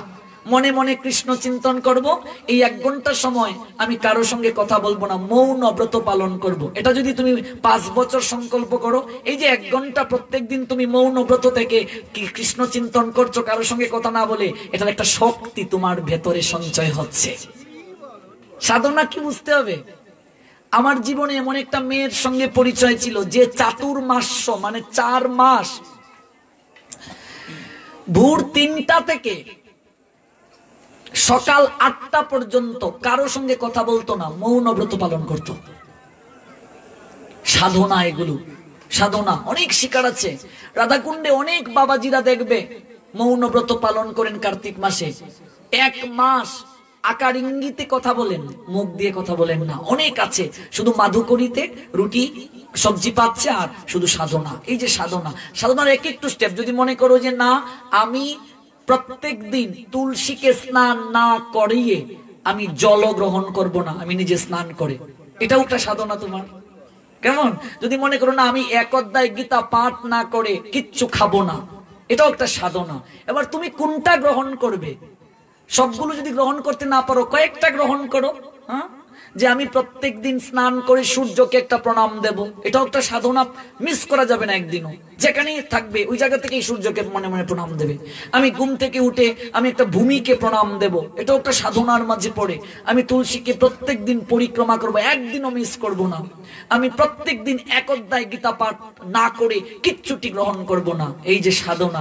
তুমি নিজেই তখন উপলব্ধি করতে পারবে প্রত্যেক দিন এগুলো করার কারণে তোমার মাঝে কিছু কিছু শক্তি অর্জন হয়ে গেছে। এই শক্তিগুলো তুমি বুঝবে কি করে? দেখবে তুমি যদি কাউকে আশীর্বাদ করো, দেখবে আপনা থেকে এই আশীর্বাদ ফল হয়ে গেছে। এটাই সাধনা। সাধুদের সাধনা আসে কোত্থেকে? ভক্ত বৈষ্ণব যদি কাউকে আশীর্বাদ করেন, এগুলো যে ফল হয়, ফলে কিভাবে? সাধনার মাধ্যমে। কারণ কি? কারণ তারা তো অনেক সচেতন ভাবে চলেন, তারা অনেক সূক্ষ্মাতি সূক্ষ্ম ভাবে চলেন, শারীরিক মানসিক সব দিক থেকে সংযম থাকেন, ওরা অনেক ভগবানের চিন্তা করেন। এগুলো করতে করতে করতে করতে কিছু শক্তি ভেতরে অর্জন হয়, ওই শক্তির গুণে আপনাকে আশীর্বাদ তিনি করতে পারেন। এটা আপনিও করতে পারবেন। আপনার মাঝেও সেই শক্তি আছে, কিন্তু আপনাকে এটা জাগ্রত করতে হবে। যেমন যদি মনে করেন যে না আমি কার্তিক মাস, এক মাস আমি আরতি প্রত্যেক দিন করব, কার্তিকের প্রথমেই সংকল্প করে নিলে যে যা হয়, একেবারে যদি মৃত্যুও হয় আমি আরতি ছাড়বো না। এটা হয়েছিল গুণবতী। গুণবতীকে, গুণবতী একজন ব্রাহ্মণের কন্যা ছিলেন। ওই গুণবতী পরের জন্মে ভগবান শ্রী গোবিন্দের প্রধান মহিষীর একজন হয়েছিলেন সত্যভামা, যার নাম সত্যভামার তো নাম শুনেছেন, রুক্মিণী, সত্যভামা, জাম্বুবতী, তিন মহিষী। তন্মধ্যে সত্যভামা আগের জন্মে গুণবতী ছিল। উনি সংকল্প করেছিলেন যে আমার জীবন যতদিন থাকবে আমি কেবল দুইটা ব্রত পালন করব, একটা একাদশী ব্রত, একটা কার্তিক ব্রত। উনি সাধনা নিয়েছিলেন এটা, জীবনে আর কোনো আমি ব্রত করি না করি, এই দুটা ব্রত আমি কখনো মিস করব না আমার যতদিন প্রাণ থাকবে। গুণবতী সেটা সংকল্প করেছিলেন। এবার উনি প্রত্যেক দিন একাদশী করেন আর কার্তিক ব্রত করেন। ভোরবেলা তিনি স্নান করবেন সূর্য উদয়ের আগে, এটা তিনি প্রতিজ্ঞা করেছেন। একদিন প্রচন্ড জ্বর এসেছে তার, একেবারে বিছানা থেকে উঠতে পারছেন না, কিন্তু তিনি তো সংকল্প করেছেন। এবার একেবারে খুবই কষ্ট করে বিছানা থেকে উঠে তিনি গঙ্গায় গেলেন স্নান করতে। দেখো, স্বভাবকে সংযত রাখা, মন চাইছে না কিন্তু জোর করে নিয়ে যাচ্ছেন, এটাই সাধনা। তোমার মন হরিকথায় বসছে না, তুমি জোর করে 2 ঘন্টা এখানে বস, কোথাও উঠবো না, এই যে সাধনা। মনে করো এই যে আসন করে আমরা বসি, কেমন 2-3 ঘন্টা বসতে পারছি, কোনো সমস্যা হচ্ছে না। এটা কি একদিনে সম্ভব হয়েছে মা? বসতে বসতে সম্ভব হয়েছে? দেখবে অনেকেই এইভাবে আসন করে বসলে 5 মিনিট পরেই, ঠিক বলছি? তার মানে কি? সাধনা করছো না। সাধনা মানে অভ্যাস, অভ্যাস করছো না। অভ্যাস করলেই তো তুমি পারবে, অভ্যাস না করলে পারবে কি করে? প্রত্যেকদিন, তার মানে তুমি ঠাকুর করে বসো না। তুমি যদি প্রত্যেকদিন 30 মিনিট করেও ঠাকুর করে এইভাবে বসতে, কোনো গ্রন্থ নিয়ে, তাহলে তোমার অবশ্যই অভ্যাস হয়ে যেত, তুমি পারতে। তার মানে তুমি বসো না। এত চঞ্চল আমাদের মন, দাঁড়িয়ে ঘোরাঘুরিতে, তারপর ছুটাছুটিতে, এগুলিতে কি সাধনা হয়? অন্তত সংসার থেকে 24 ঘন্টার মাঝে আমাদের শাস্ত্র বলছে কিছুটা সময় নির্জনে গিয়ে বসো, একটু একাকী বসো, বসে ভাবো সারাটা দিন কি করলাম, একটু ভাবো, দেখবে কত তুমি আপনা থেকে। এগুলো রহস্যের কথা, সব কথা সব জায়গায় বলতে নেই। এরপরও একটা কথা আপনাদেরকে বলে রাখি, মাঝে মাঝে ভাববে এরকম, মনে করো তোমার একটা টেনশন কাজ করছে যে এটা আমি কি সিদ্ধান্ত নেব, আমার উপরে এই বিপদটা পড়লো। আমরা এরকম হলে আমরা কি করি জানো? আমরা গিয়ে যার সঙ্গে একটু সম্পর্ক ভালো তার সঙ্গে শেয়ার করি, কিরে পড়েছেন মা, বলতো কি করতাম, আমার নু এই বিপদ পড়ছে। কিন্তু আমাদের আচার্যগণ সিদ্ধান্ত দিলেন, পরেশের মাও তোমাকে সিদ্ধান্ত দিতে পারবে না। একটু চুপটা বন্ধ করে তোমার ঠাকুর গড়ে তুমি বসো, যে গোবিন্দ আমি কি করব, একটু ভাবো।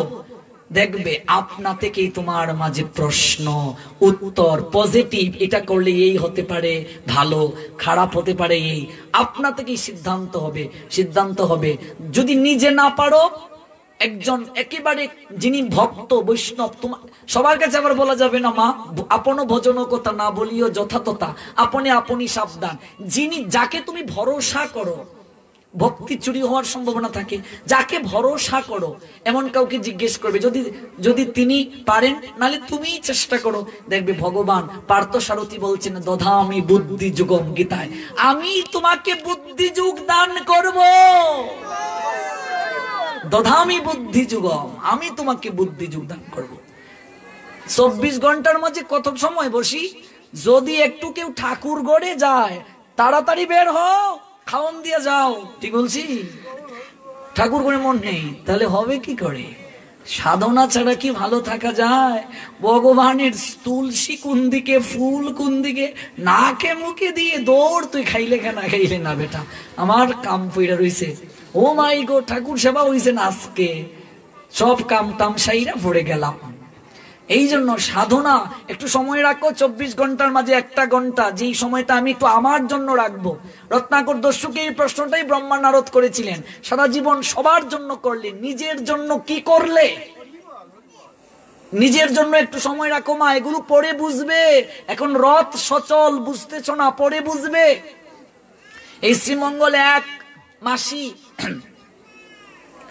করুণা হয়েছিল উনার হাজবেন্ডের। গতকালকে যখন উনি আমার সঙ্গে দেখা করলেন, উনার ঘটনা শুনে আমার চোখ বেয়ে জল পড়ে আসলো। আমাকে বলছে, বাবা তোমার পাঠগুলো কেবল আমাকে বাঁচিয়ে রেখেছে, লকডাউনে যে পাঠ করেছো। হঠাৎ মাসিকে দেখলাম কপালে সিঁদুর নেই, পাঠ শুনতে এসেছে কালকের আগের দিন। আমার ভাগবত সপ্তাহ ছিল তো 7 দিন, তো 6তম দিনে হঠাৎ দেখলাম কি ব্যাপার।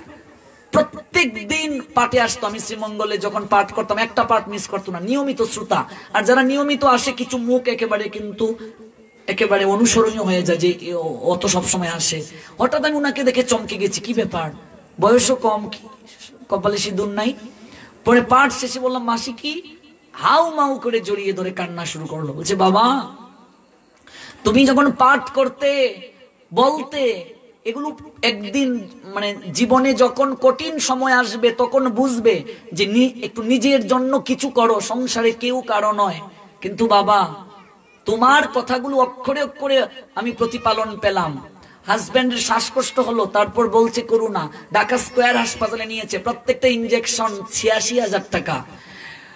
অবাক হবেন, গ্লাস দেওয়া এরকম কাচের ঘর, ওই পারে মানে স্ত্রী, যে মাসির কথা বলছি উনি দাঁড়িয়ে আছে, এই পারে হাজবেন্ড, একে অপরকে একটু স্পর্শের জন্য, যেভাবে উনি বলল আমার এমন কান্না পেয়েছে, তো প্যাথেটিক মর্মান্তিক, হাত দিচ্ছে কিন্তু কেউ কাউকে ছুঁইতে পারছে না। ভাবা যায় এগুলো, কল্পনা যায় করা? এতটা দিন, এরপরে হাসপাতালে, মানে উনি সুস্থ, উনি বলছে যে আমি সুস্থ, আমাকে নিয়ে যাও, কিন্তু ডাক্তার ছাড়ছে না। তারপর নিঃসঙ্গ অবস্থায় না দেখে উনি মারা গেল। ভাবা যায়? পাগলের মতো হয়ে গেছে মাসি। বলছে, বাবা তোমার পাঠগুলো কেবল আমাকে বাঁচিয়ে রেখেছে, কৃষ্ণ কথা আমাকে বাঁচিয়ে রেখেছে। আর সেই দিন থেকে বুঝলাম, দুধ সংসার জগতে কেউ কারো না।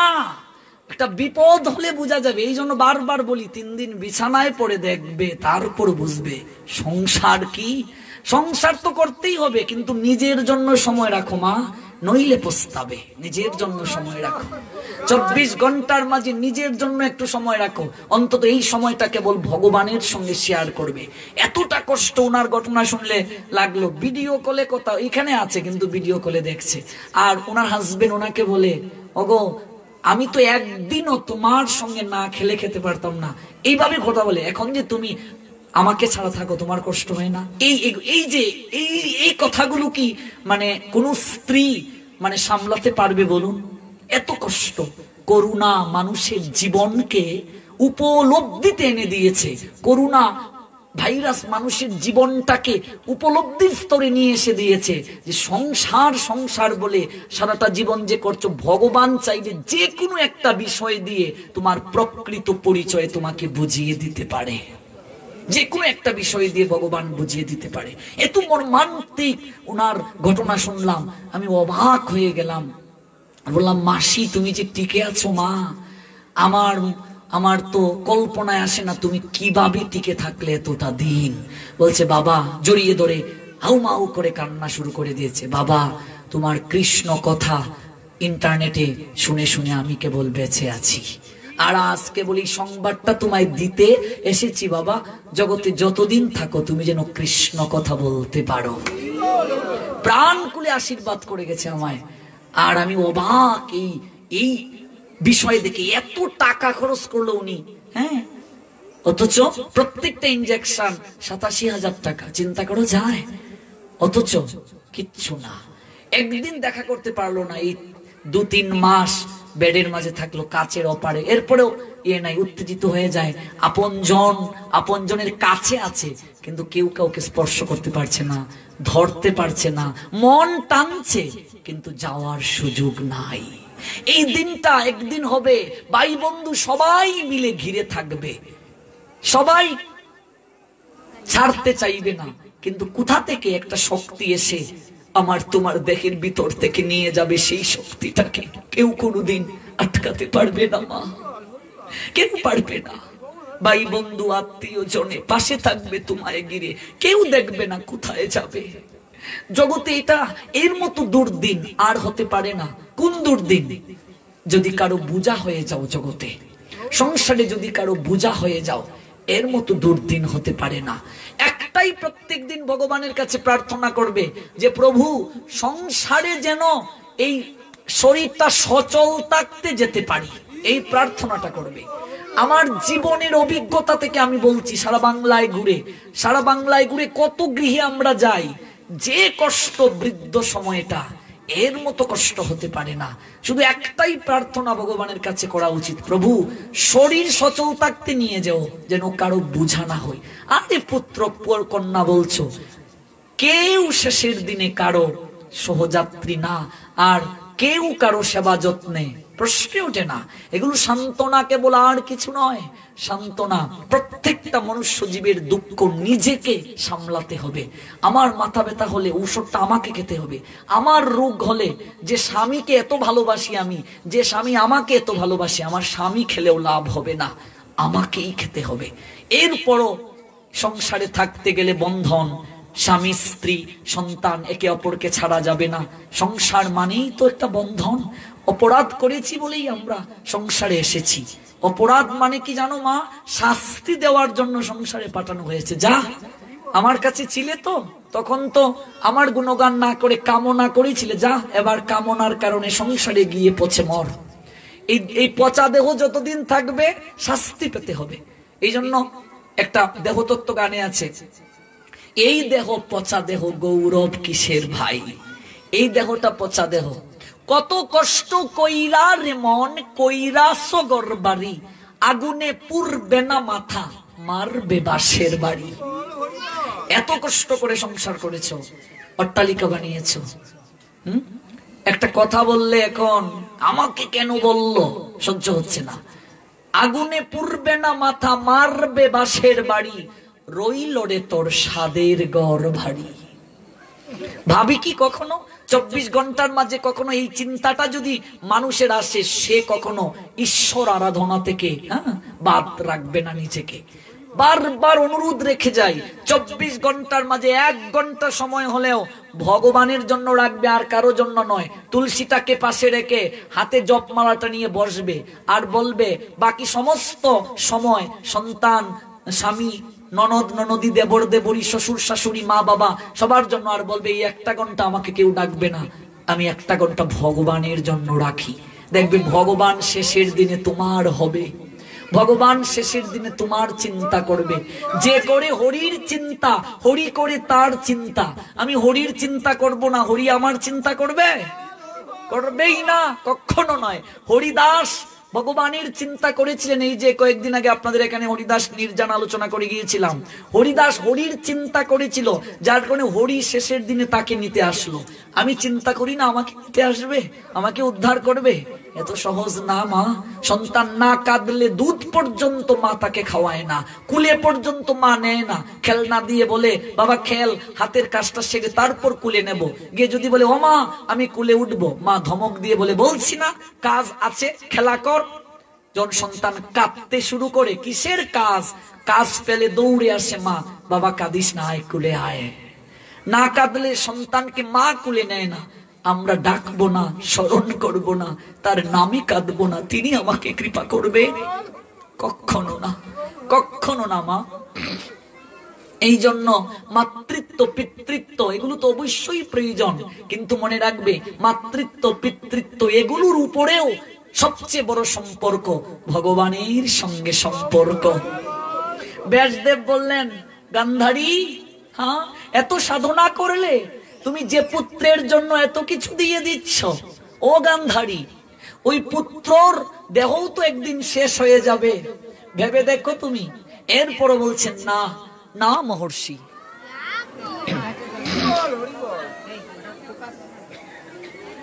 দিন কিন্তু নষ্ট হয়ে যাবে, ভেবে দেখো। এরপরও গান্ধারী উনি বললেন না মহর্ষি, আমার সাধনার শক্তি আমি উপলব্ধি করছি, আমার দৃষ্টির মাঝে সেটা আছে, কারণ চোখটা সারা জীবন তিনি বেঁধে রাখলেন। তো বলছেন গান্ধারী তুমি ওই চোখের বাঁধন খুলে তোমার সন্তানের শরীরে যে জায়গায় দৃষ্টি প্রদান করবে, সেই জায়গা সঙ্গে সঙ্গে রক্ষা কবচ হয়ে যাবে, রক্ষা কবচ হয়ে যাবে। বলছিলাম মায়ের আশীর্বাদ যদি সন্তানের জীবনে থাকে, তাহলে সেই সন্তানের কখনো কখনো নিম্নগতি হতে পারে না, নিম্নগতি হতে পারে না। ভগবান কৃষ্ণ নিজে তিনি দেখলেন গান্ধারীর যে সাধনা, তাছাড়া তিনি সতী নারী, ওই সাধনার যে শক্তি, ওই শক্তি যদি দুর্যোধনের সর্বাঙ্গে পতিত হয়ে যায়, তাহলে দুর্যোধনকে মারা সহজ হবে না, সহজ হবে না। তখন সম্পূর্ণ নগ্ন হয়ে গান্ধারীর কাছে আসার কথা বললেন। একটা সন্তান যত বড়ই হয়ে যাক, মায়ের কাছে সন্তানের লজ্জা বলে কিছু নাই, ছোটই। দুর্যোধন তো নগ্ন হয়েই যাচ্ছেন, মায়ের কাছে যাবে আবার আবার লজ্জা কিসের? কিন্তু তার ভিতরে ভগবানই ছদ্মবেশে এসে কুমন্ত্রণা ঢুকিয়ে দিলেন, ছি ছি ছি, এত বড় তুমি নগ্ন হয়ে মায়ের কাছে যাচ্ছ, লজ্জা নেই তোমার? হঠাৎ দুর্যোধন ভাবলেন ঠিকই তো, আমি তো এখন অনেক বড় হয়ে গেছি। কিন্তু প্রথমে তার এই চিন্তা ছিল, আমি তো ছেলে, মার কাছে যত বড়ই হই না কেন, মা তো মাই, মার কাছে আবার লজ্জা কিসের? তখন তিনি কলা পাতা দিয়ে এই উরু পর্যন্ত ঢেকে তিনি গেলেন গান্ধারীর কাছে। এবার গান্ধারী যখন চুপটা খুললেন, চুপটা খুলে এতদিন সাধনা করলেন। এই সাধনা কি, এত সময় তো আপনাদেরকে বুঝিয়ে বললাম, যে কোনো একটা ব্রত বা একটা বিষয়কে কেন্দ্র করে সংযত থাকা। এবার চুপটা যখন তিনি বাঁধনটা খুলে চুপটা দিয়ে চাইলেন, এবার সর্বাঙ্গে তার দৃষ্টি পড়ল, কিন্তু দেখেন তিনি এই কোমর থেকে এই পর্যন্ত ঢাকা। তখন গান্ধারী মনে মনে খুব কষ্ট পেলেন। তিনি বললেন, পুত্র তুমি মায়ের কাছে আসতে, তুমি নগ্ন হয়ে তুমি লজ্জা অনুভব করো, তাহলে তো মায়ের প্রতি তোমার সমর্পণই হলো না। তুমি কেমন পুত্র আমার? এবার ভগবান কৃষ্ণ দুর্যোধনকে বলেছিলেন, তোমার হৃদয়ে যদি নির্মল হতো পুত্র, তোমার হৃদয়, গান্ধারী ও এই কথাগুলো যদিও সিরিয়ালে দেখায়নি, কিন্তু গ্রন্থের কথা, তোমার হৃদয়ে যদি নির্মল হতো, মায়ের কাছে সন্তানের নগ্ন কোনো লজ্জার বিষয় নয়, যত বড় সন্তান হোক না কেন, যদি হৃদয় নির্মল থাকে। তোমার তো হৃদয় নির্মল নেই পুত্র। সব জায়গায় রক্ষা কবচ হয়ে গেল, আশীর্বাদ, মায়ের আশীর্বাদ রক্ষা কবচ হয়ে গেল, কিন্তু এই উরু রক্ষা কবচ হলো না, ঢাকা ছিল। আর ভীম সেই উরুর মাঝেই গদা দিয়ে মেরে দুর্যোধনকে বধ করেছিলেন। দেখো আশীর্বাদের শক্তি কি, মায়ের আশীর্বাদের শক্তি। ওই মা বাবাকে প্রণাম দেব কিভাবে? সোজাসুজি প্রণাম। আমরা কোন প্রসঙ্গ থেকে গেলাম? প্রণিপাতেন, প্রণিপাত। গুরুদেবকে সোজাসুজি প্রণাম। সাধু ভক্ত বৈষ্ণবকে সোজাসুজি প্রণাম, ভগবানকে বামে রেখে, শক্তিকে ডানে রেখে প্রণাম। তদ্বিদ্ধি প্রণিপাতেন। এবার গুরুদেব মনে করো তোমার গৃহে এসেছেন, তুমি যদি ভগবানের সেবায় থাকো, অর্চন করার কাজে, ভগবানের মনে করো ঘরে ঢুকেছো, মন্দিরে ঢুকেছো, ঠাকুর ঘরে ঢুকেছো, গুরুদেব ঘরে আসলেন, এবার তুমি কি করবে বলো? ভগবানের সেবা দেবে না গুরুদেবকে স্বাগতম করবে? কি করবে মা? গুরুদেবকে স্বাগতম করতে হবে। হ্যাঁ, যতটুকুই সেবা হোক না কেন তৎক্ষণাৎ সেবাটা রেখে গুরুদেবকে এসে স্বাগতম করতে হবে। যদি না করো তাহলে অপরাধ হয়ে যাবে। কারণ কি? তার কারণ হচ্ছে ভগবান নিজে বলছেন, আমারে ভজিবার যার আছে অভিলাষ, সে ভজুক আমার মঙ্গল প্রিয় দাস। মোর ভক্ত নাহি বোঝে, আমা বোঝে মাত্র, সেই দাম্ভিক কবু নহে মোর প্রসাদেরই পাত্র। এবার মনে করো ভগবান আর গুরুদেব এক জায়গায় আছেন দাঁড়িয়ে, কাকে প্রণাম দিতে হবে? মন্দিরে গিয়েছো, গুরুদেবকে আগে প্রণাম দিতে হবে। এবার মনে করো এই মন্দিরে গেলে তোমার তো গুরুদেবের ছবি নেই, তুমি ভগবানকে প্রণাম দিতে গিয়েছো। মনে রাখতে হবে, প্রথমে যে মন্দিরেই তুমি যাও না কেন মনে মনে গুরুদেবকে স্মরণ করতে হবে, তারপর ভগবানকে প্রণাম দিতে হবে। যদি স্মরণ না করো, যদি প্রণাম না করো মনে মনে গুরুদেবকে, তাহলে ভগবানও সেই প্রণাম গ্রহণ করবে না। গুরু তত্ত্বের কথা শুনছি আমরা, এই যে 11 বছর যাবত আমরা এই উৎসব করছি, তা গুরুদেবের প্রতি তো প্রগাঢ় শ্রদ্ধা ভক্তি আছে বলেই, নইলে কি সম্ভব হতো? আর গুরুদেবেরও কৃপা আছে বলে এই জন্য শিষ্য শিষ্যা যারা আমরা আছি, আমরা যেন আরো প্রগাঢ়ভাবে এই শক্তিটাকে গ্রহণ করতে পারি, এই জন্য এই কথাগুলো বলছি। যে মন্দিরেই প্রণাম করতে যাবে মনে মনে প্রথমে গুরুদেবকে স্মরণ করে প্রণাম দিতে হবে, গুরুদেবকে, তারপর ভগবানকে প্রণাম দিতে হবে। যদি গুরুদেব স্মরণ না করে আমরা সরাসরি ভগবানকে প্রণাম দিই, ভগবান সেটা গ্রহণ করবেন না। কারণ সরাসরি কোনো কিছু ভগবানের কাছে পৌঁছায় না, আমাদের কোনো কিছু ভগবানের কাছে সরাসরি পৌঁছায় না। এমনকি আমাদের প্রণাম পর্যন্ত সরাসরি ভগবানের কাছে পৌঁছায় না, আমাদের প্রণামটাও সরাসরি ভগবানের কাছে পৌঁছায় না, সেটা গুরু আনুগত্যে দিতে হয়। গুরু আনুগত্যে দিলে ভগবানের কাছে যাবে। কারণ গুরুদেব হচ্ছেন ভগবানের সাকার বিগ্রহ, ভগবানের সাকার মূর্তি হচ্ছেন গুরুদেব, ভগবানের সাকার মূর্তি, তিনি সাকার বিগ্রহ।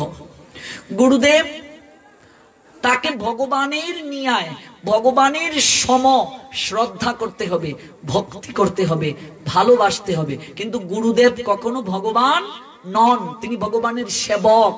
কিন্তু শিষ্য গুরুদেবকে ভগবানের নিয়ায় সম্মান করবে, ভগবানের নিয়ায় ভাবা। আর ভগবান এক নয়, যেমন তিনি আমার মা আর তিনি আমার মায়ের মতো এক হলো, আমার মা আর উনি মায়ের মতো এক হলো, এক নয়। উনি ভগবান নন, কিন্তু ভগবানের মতো তাকে সম্মান করতে হবে, শ্রদ্ধা করতে হবে, ভালোবাসতে হবে। কিন্তু গুরুদেবকে কখনো ভগবান ভাবা যাবে না। গুরুদেব হচ্ছেন ভগবানের সেবক, আজ্ঞাবাহী সেবক। কেমন সেবক? একনিষ্ঠ সেবক। একনিষ্ঠ সেবক, সেবকের কর্তব্য কি? মালিকের সেবা করা। গুরুদেব নিজেও সেবক, আমরাও সেবক। গুরুদেব কেন আমরা গ্রহণ করব? তিনি আমাদেরকে ভগবানের সেবা কিভাবে করতে হবে তিনি শিখিয়ে দেবেন। আমি জানি না সেই সেবা, এই জন্য গুরুদেব আমাকে শিখিয়ে দেবেন ভগবানের সেবা। সেই প্রণিপাত গুরুদেবকে করতে হবে।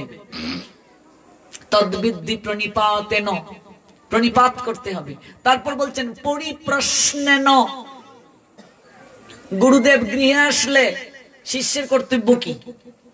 আমরা বলি বাবা গোসাই ব্যবসাটা ভালো যাচ্ছে না, বাবা গোসাই মেয়েটার অসুখ ছাড়ছে না, শুধু প্রশ্ন। কিন্তু কোন প্রশ্ন করবে? আসল প্রশ্নটাই করি না, যে গুরুদেব দীক্ষা পাওয়ার পরও আজও তো ঠিক মতো আহ্নিক করতে পারছি না, আহ্নিকে বসলে কুচিন্তা মাথায় ঢুকে যায়, আজও ভক্তি লাভ করতে পারিনি, কি করে ভগবানকে আরো আপনার করে পাবো? এই প্রশ্নগুলো কজন শিষ্য আমরা করি? কজন করি গো? এই জন্য দীক্ষা নিলেই কৃপা হবে না, যদি গুরু সঙ্গ না করি। এবার গুরু যদি অপ্রকট হয়ে যান, চলে যান, তাহলে কার সঙ্গ করব? গুরুদেব যে আদর্শ দিয়ে গিয়েছেন ওই আদর্শের মাঝেই গুরুদেবকে পাওয়া যাবে। আদর্শের মাঝে গুরুদেব সর্বদা বিরাজমান। পরিপ্রশ্নেন, প্রশ্ন করতে হবে তার কাছে। এবার প্রশ্নটা যে করবে কিভাবে প্রশ্ন, প্রশ্নেরও সিস্টেম আছে। গুরুদেবকে আদেশমূলক প্রশ্নের মাঝে আদেশও আছে, অনুরোধও আছে। প্রশ্ন, কথা বলার ধরন, এগুলো আলাদা আলাদা শাস্ত্র ব্যাখ্যা দিয়েছেন। যেমন অনেক সময় পুত্র মা বাবাকে কোনো কিছু শিক্ষা দিতে পারেন, অবশ্যই পারেন, কিন্তু সেই শিক্ষাটা কিভাবে হবে? সেই শিক্ষাটা হবে বিনয়ের সঙ্গে। আত্মদেব তার বাবাকে উপদেশ দিয়েছিলেন, শাস্ত্রীয় উপদেশ, কিন্তু সেটা বিনয়ের সঙ্গে ছিল। কিভাবে উপদেশ দেবে? কিভাবে মা বাবাকে আত্মদেব উপদেশ দিয়েছিলেন? বিনয়ের সঙ্গে। গুরুদেবের কাছে যে আমরা প্রশ্ন করব, ওই প্রশ্নটা কিভাবে হতে হবে? বিনয়ের সঙ্গে, শ্রদ্ধার সঙ্গে, যে গুরুদেব এই বিষয়টা জানতে চাচ্ছিলাম, অনুগ্রহ করে যদি আপনি সংশয় দূর করতেন। কত সুন্দর না কথা? গুরুদেব বলেন তো ওইটা কি হলো, এক হলো। কথার অনেক ধারা আছে। কিভাবে বলতে হবে? যে গুরু মহারাজ, অনেকদিন যাবত এই বিষয়টা জানার ইচ্ছে ছিল, কিন্তু খুঁজে পাচ্ছি না, আপনি যদি কৃপা করে সংশয় দূর করতেন। দেখুন মনটা শীতল হয়ে যায় না এরকম বললে? গুরুদেবের আমার শিষ্যের প্রতি কোনো কষ্ট আসবে? প্রশ্ন ওঠে না। কিন্তু সেটা প্রশ্নটা করার আগে তাকে প্রণাম দিতে হবে। প্রণাম দিতে হবে, প্রণত হয়ে করজুড়ে বলতে হবে পরিপ্রশ্নেন। তাহলে মনুষ্য জীবের প্রকৃত প্রশ্নটা কি? কি প্রশ্ন করা হবে? দেখো, সুখদেব গোস্বামী পাদের কাছে পরীক্ষিত প্রশ্ন করে জগৎজীবকে জানালেন কি প্রশ্ন করতে হয়। যখন জানলেন পরীক্ষিত মহারাজ তার জীবন প্রদীপ আর মাত্র 7 দিন জ্বলবে, ওমা ডাক্তার বলে দিয়েছে তোমায় আর 1 মাস বাঁচবে, কি করবে তুমি? অবস্থাটা কি? ভাবতে ভাবতেই তো মরে যাবে। আর 1 মাস বাঁচবো রে, আমার ছেলেটা কিভাবে থাকবে, আমার মেয়েটারও বিয়ে হলো না, হায় হায় রে আমার কি হবে গো, আত্মীয় স্বজন সবাইকে খবর দাও গো, একবার শেষের দেখা দেখে নেই। ও গো, তুমি কি কি খেতে ভালোবাসো, আত্মীয় স্বজন সবাই তোমার জন্য খাবার দাবার নিয়ে আসবে। এটাই তো আমরা করি। পরীক্ষিত জানলেন 7 দিন বাঁচবেন, তিনি কি করলেন? তিনি কি কান্না করলেন? আত্মীয় স্বজনকে সংবাদ পাঠালেন দেখার জন্য? সঙ্গে সঙ্গে তিনি তার রাজত্বকে, সিংহাসনকে ছেলের কাছে সমঝিয়ে দিলেন। পরীক্ষিত দেখালেন, দেখো শেষের ডাক যখন আসবে সর্বাগ্রে ওই সম্পদ তোমাকে ত্যাগ করতে হবে। জগতের বুকে যত প্রকার অহংকার রয়েছে সবচেয়ে মারাত্মক অহংকার অর্থের অহংকার। অর্থ যার থাকে তার ভেতরে অহংকার আসবেই আসবে। এই জন্য চৈতন্য মহাপ্রভু বললেন জগতের বুকে কৃষ্ণ প্রেম সহজে তারা লাভ করতে পারে যারা কাঙ্গাল, গরিব, যারা ওরা খুব সহজে কৃষ্ণ প্রেম লাভ করতে পারে। ওরা জানে যে আমার মহাপ্রভু ছাড়া জগতে আর কেউ নাই, আমার গোবিন্দ ছাড়া কেউ নাই, আমার মদন গোপাল ছাড়া কেউ নাই, আমার মদন মোহন ছাড়া কেউ নাই। তুমি যেভাবে চালাবে প্রভু আমি সেইভাবে চলবো।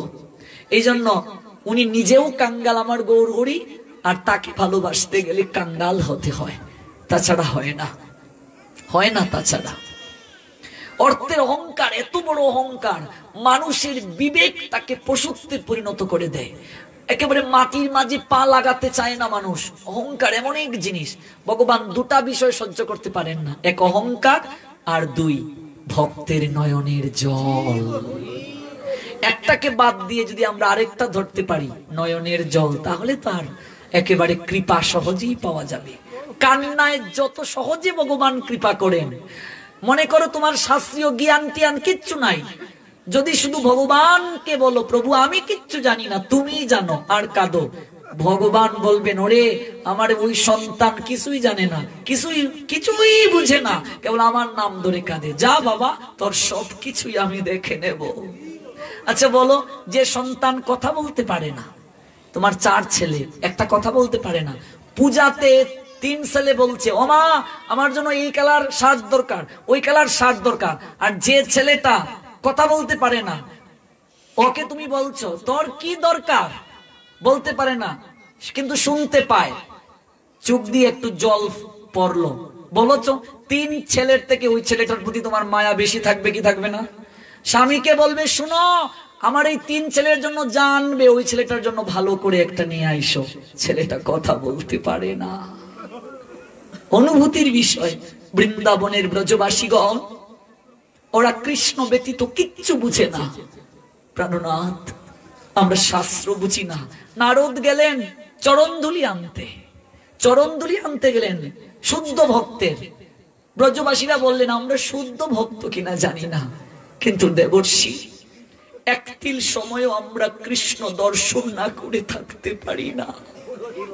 আমরা শুদ্ধ ভক্ত কিনা জানি না, আমাদের পাণ্ডিত্য জ্ঞান কিচ্ছুটি নাই, কিন্তু আমরা বুঝি কৃষ্ণ আমাদের, আমাদের কৃষ্ণ, এটাই আমাদের একমাত্র ধ্যান, এটাই মন্ত্র। আমরা দিবানিশি এই মন্ত্রই জপ করি দেবর্ষি। আমরা শুদ্ধ ভক্ত এগুলো আমরা বুঝি না, শুদ্ধ ভক্তি কি বুঝি না। আমরা জানি কৃষ্ণ কেবল আমাদের, কৃষ্ণ আমাদের নন্দ মহারাজের ছেলে, কৃষ্ণ আমাদের সুদাম শ্রীদাম সুবলের বন্ধু, কৃষ্ণ আমাদের ঘরের ছেলে, কৃষ্ণ আমাদের প্রাণনাথ। এটা ছাড়া আমরা আর কিচ্ছু বুঝি না। দেখো শুদ্ধ ভক্তি কি। ভগবান এত বিচার টিচার এগুলো প্রাথমিক স্তর, এত বিচার এত মন্ত্র, যারা শিক্ষা দীক্ষা জানে না, পড়তে জানে না, ওরা কি উদ্ধার হবে না? অনেক মানুষ আছে গীতা পড়তে পারে না, ভাগবত পড়তে পারে না, বেদ পড়তে পারে না, মন্ত্র জানে না, স্মরণশক্তি নাই, তাহলে তাদের কি উদ্ধার হবে না? তারা কিভাবে উদ্ধার হবে? এটা চমৎকার লীলা আছে। মহাপ্রভু গেলেন, এক ভক্ত গীতা পড়ছে আর অজুর দাঁড়ায় কাঁদছে, কাঁদছে আর প্রচন্ড ভুল বলছে, শ্লোক একটাও ঠিক বলছে না, কিন্তু কাঁদছে। প্রভুকে একজন ভক্ত প্রশ্ন করলো, প্রভু ও তো অনবরত ভুল বলছে, পাপ হচ্ছে না? বারবার ভুল বলছে কিন্তু কাঁদছে, নয়ন জলে ভেসে যাচ্ছে আর পড়ছে।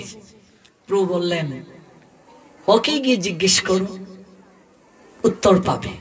গিয়ে বলছেন আচ্ছা তুমি কাঁদছো আকুল সুরে আর পড়ছো, তোমার তো অনবরত ভুল হচ্ছে, এত কাঁদছো তুমি কেন? মহাপ্রভু তো সব জানেন, অন্তর্যামী, কিন্তু লীলা করে শিক্ষা দিচ্ছেন। মৃদু মৃদু হাসছেন মহাপ্রভু, বলছেন দেখুন আমার এত পাণ্ডিত্য নেই, আমি শাস্ত্র এত বুঝি না, কিন্তু আমি যখন গীতার উপরের ছবিটা দেখি, রথের মাঝে অর্জুনকে ভগবান উপদেশ দিচ্ছেন, আমি যখন এই গীতাটা হাতে নেই তখন আমার চোখের সামনে মনে হয় আমি যেন দর্শন করছি গোবিন্দ রথের মাঝে বসে আছেন। আমি যেন উপলব্ধি করছি গোবিন্দ অর্জুনকে জ্ঞান দিচ্ছেন। আমি যে শ্লোকটা পড়ি, আমি অনুবাদটা যখন বুঝি ভগবান বলছেন অর্জুন, তখন মনে হয় আমি যেন শুনছি ভগবান অর্জুনকে বলছেন কার্পণ্য দোষ উপহত স্বভাব। দেখো অনুভব কাকে বলে। তখন মহাপ্রভু চমৎকার একটা উপদেশ দিয়েছিলেন, মূর্খ আমি, নাহি মোর বেদান্ত পাঠের অধিকার। বলছেন যারা পড়তে জানে না, যাদের শিক্ষা নেই, সংস্কৃত বুঝে না, মূর্খ আমি, প্রয়োজন নাই বেদান্ত পাঠের অধিকার, বেদ পাঠের অধিকার আমার নাই, আমি মূর্খ, আমি পারি না। কৃষ্ণ মন্ত্র জপ সদা, বসে বসে কেবল নাম নাও আর অজুর দ্বারায় ওই নাম যিনি জগতের বুকে প্রচার করছেন সেই নামের নাম করে কাঁদো, প্রাণ খুলে ডাকো। সন্তান যেভাবে আকুল সুরে মা মা বাবা বাবা বলে কাঁদে, তুমি ভক্ত এরূপ ভগবানের নাম করে কাঁদো আকুল সুরে।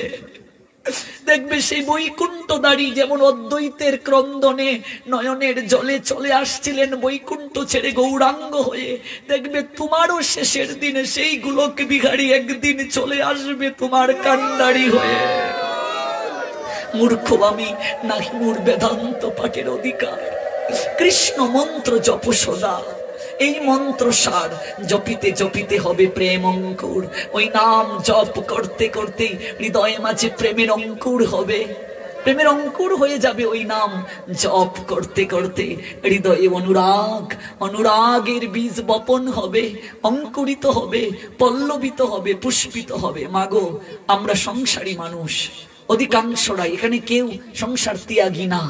সংসারের কথাগুলো শুনো, তুমি ঠাকুর ঘরে গিয়েছো, তোমার সন্তান তোমাকে বিরক্ত করবেই। তুমি রান্না করতে গিয়েছো, বিরক্ত করবেই। তুমি স্বামীকে খাওয়াবে, সংসারে কাজ করবে, ভগবানের কাজ করবে, কত কাজ।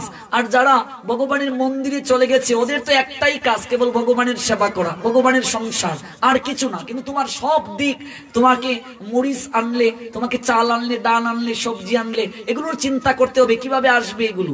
মন্দিরে যারা চলে যাচ্ছে ওদের তো একটাই কাজ, কেবল ভগবানের সেবা নিয়ে থাকা, কিন্তু তোমার সমস্ত কিছু করে ভগবানের সেবা করতে হচ্ছে। তাহলে তুমি কি করবে?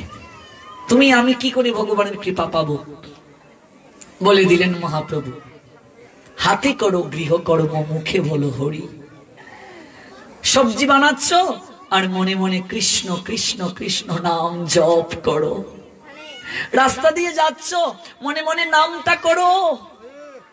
ঘুমাতে যাচ্ছ, মনে মনে নাম করো। আরে জপমালায় জপ, এটা তো নির্দিষ্ট সংখ্যক। আর বাকি সময় যতবার তুমি কাজ করবে, হাঁটবে, চলবে, মনে মনে নাম কখনো বন্ধ করবে না, নাম কখনো বন্ধ করবে না। ওই দেখবে নাম তোমার হৃদয়কে একদিন দ্রবীভূত করে দেবে। চেতদর্পণ মার্জনম, তোমার চিত্তকে মার্জন করে দেবে। ভব মহাদাবাগ্নি নির্বাপনম, ভবের আগুনকে নিভিয়ে দেবে। আর ওই নামই একদিন স্বয়ং তোমার কান্ডারি হয়ে আসবে। নাম করো, নাম, নামই আসল, নামই ভক্তি, নামেই মুক্তি, নামেই সব কিছু হয়। কেবল নাম করো প্রাণ ভরে, আকুল স্বরে নাম করো, নামই আসল। ওই শিক্ষা দিলেন ভগবান গৌরাঙ্গ হয়ে। আর এই শিক্ষা গুরুদেব আমাদের দিচ্ছেন, কৃষ্ণের প্রতিনিধি তিনি। আজকে তিনি অর্জুনকে উদ্দেশ্য করে বলছেন, তদ্বিদ্যি প্রণিপাতেন পরিপ্রশ্নেন সেবয়া। সেবা, সেবা এমন এক জিনিস গো মা, সেবায় দেবতা বন্দী হয়ে যায়, দেবতা স্বয়ং বন্দী হয়ে যায় সেবায়। সেবা এমন এক জিনিস, গৌরীদাস পণ্ডিতের গিয়ে গৌরাঙ্গ আর নিতাই বন্দী হয়ে গেলেন সেবার মাধ্যমে। রাঘব পণ্ডিতের বাসভবনে বন্দী হয়ে গেলেন। মহাপ্রভু বলছেন, আমি রাঘব পণ্ডিতের বাসভবন ছেড়ে কোথাও যাব না। সাধু ভক্ত বৈষ্ণব পিতামাতা বলো, যাদেরকেই সেবা করবে গুরুদেব তথা ভগবান, যদি সেবা করো, সেবায় দেবাবন্দী। সেবা এমন এক জিনিস যে যাকে সেবা করে আর যদি পরিতৃপ্ত হয়, তাহলে হৃদয় থেকে যে আশীর্বাদ আসে এটা একেবারে কার্যকরী হয়ে যায়, কার্যকরী হয়ে যায়। তুমি তোমার শাশুড়িকে সেবা করে দিলে, হ্যাঁ, 3 বউ, অন্য কেউ দেখছে না, না দেখো, তুমি দেখো, তুমিও তো একদিন শাশুড়ি হবে, দেখবে ভগবান তোমাকে রেজাল্ট দেবে। মা এটা করবে, এক মা রেখে এসেছ, আর এক মা পেলে শাশুড়িকে মায়ের মতো ভালোবাসবে, সেবা করবে, দেখবে তোমাকে সব আশীর্বাদ তিনি করে যাবে। তুমিও যেদিন শাশুড়ি হবে, তোমারও বউ তোমাকে এইভাবে সেবা করবে, দেখবে একবার তুমি যদি করে দেও, তোমাকে অবশ্যই ভগবান এরকম একটা আদর্শ লক্ষ্মী বউ পাঠাবে তোমার জীবনে। এটা একদম সত্য, নিজের জীবনে মিলিয়ে দেখবে, দেখবে তোমার জীবনে লক্ষ্মী বউ মিলবে, তুমিও যদি লক্ষ্মী বউ হও। এটা একেবারে আমার নিজের চোখে দেখা। 4 ছেলে, আমি নাম বলছি না, 4 ছেলে, এত কষ্ট, 4 ছেলে থেকেও বাদ পায় না। আমি পরিচিত একজনকে বললাম, আচ্ছা আমি তো ছোট, আচ্ছা বলো তো উনি যখন বউ হয়ে এসেছিলেন কেমন বউ ছিলেন? কারণ আমি শাস্ত্র পড়ে জানলাম যে যতটুকু করবে, কেউ যদি কাউকে কাঁদায় মা, তার জন্য কান্না থাকে। শ্রীদাম রাধারানীকে অভিশাপ দিলেন না, কিন্তু রাধারানী কিন্তু প্রথম শ্রীদামকে অভিশাপ দিলেন। শ্রীদাম অসুর কুলে জন্ম নেই। শ্রীদাম কেঁদে কেঁদে রাধারানীকে বলেছিলেন, হে গো শ্রীমতী, তুমি আমাকে কৃষ্ণ সেবা থেকে বঞ্চিত করে দিলে, তুমি আমাকে কাঁদালে, কিন্তু শ্রীমতী তুমি কি জানো না, কেউ যদি কাউকে কাঁদায় তার জন্য কান্না থাকবে, পরিণামে তাকেও কাঁদতে হয়।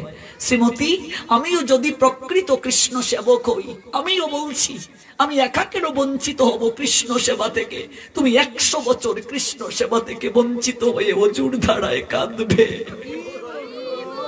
সেদিন রাধারানী শ্রীদামের গলা জড়িয়ে ধরে কেঁদে কেঁদে বলেছিলেন, ভাই রে, জগতে আজকে শিক্ষা পেল সবাই, জগৎ জীব, কেউ যদি কাউকে কাঁদায় তার জন্য জীবনে কান্না থাকে।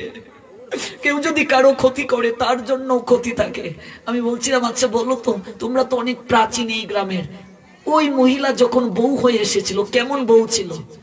দাদু বা ঠাম্মার বয়সী যারা বলছে, আর বলিস না ভাই, একদিনও শাশুড়িকে বাদ দেয় নাই। আজকে দেখো, এটা একদম সত্য। যত সেবা করবে তোমার জন্য ভগবান পুরস্কার দেবে। সেবা এমন একটা জিনিস, যদি সেবাটা কেউ ঠিক মতো দিতে পারে ভগবানের, ভগবান আপনা থেকে তোমার কৃপার ভাণ্ড নিয়ে তোমাকে কৃপা করবে। প্রকৃষ্ট উদাহরণ দেখো, কেউ যদি গুরু সেবা করে ঠিক মতো। লোকনাথ গোস্বামী নরোত্তমের গুরুদেব, প্রতিজ্ঞা করেছেন লোকনাথ গোস্বামী, লোকনাথ ব্রহ্মচারী নয়, লোকনাথ গোস্বামী আমাদের একজন সরগোস্বামীর পরে। সরগোস্বামী তো 6 জন, কিন্তু আরেকজন গোস্বামী ছিলেন লোকনাথ গোস্বামী, যিনি বাংলাদেশের মাগুরা জেলার শালিকা উপজেলার তালকড়ি গ্রামে এক জমিদারের সন্তান রূপে জন্ম নিয়েছিলেন লোকনাথ গোস্বামী পাদ। এই লোকনাথ গোস্বামী পাদ পরবর্তীতে বৃন্দাবনে চলে গিয়েছিলেন সবকিছু ছেড়ে। প্রতিজ্ঞা করেছিলেন জীবনে কাউকে দীক্ষা দেবেন না। কিন্তু আমাদের বাংলাদেশের রাজশাহী জেলার গোদাগাড়ী উপজেলার কৃষ্ণানন্দের একমাত্র জমিদারের পুত্র নরোত্তম, তিনি মনে মনে বৃন্দাবনে গিয়ে ভাবনায় আনলেন, আমি যদি জীবনে কারো কাছ থেকে দীক্ষা নেই, তাহলে আমি লোকনাথ গোস্বামীর কাছ থেকেই দীক্ষা নেব। ভেবে দেখো, তিনি প্রতিজ্ঞা করলেন জীবনে কাউকে দীক্ষা দেবেন না, আর তিনি প্রতিজ্ঞা করলেন আমি উনার কাছ থেকে দীক্ষা নেব। দেখো, গুরু সেবা করলে, বৈষ্ণব সেবা করলে, সাধুর সেবা করলে জীবনে কি হয়। প্রণাম দিলেন রাজার ছেলে, উনিও তো রাজার ছেলে। আমাদের বাংলাদেশেই জন্ম 2 জনের, একজন রাজশাহী জেলায় আর একজন হচ্ছে মাগুরা জেলা, পদ্মার ওই পার, দক্ষিণবঙ্গ।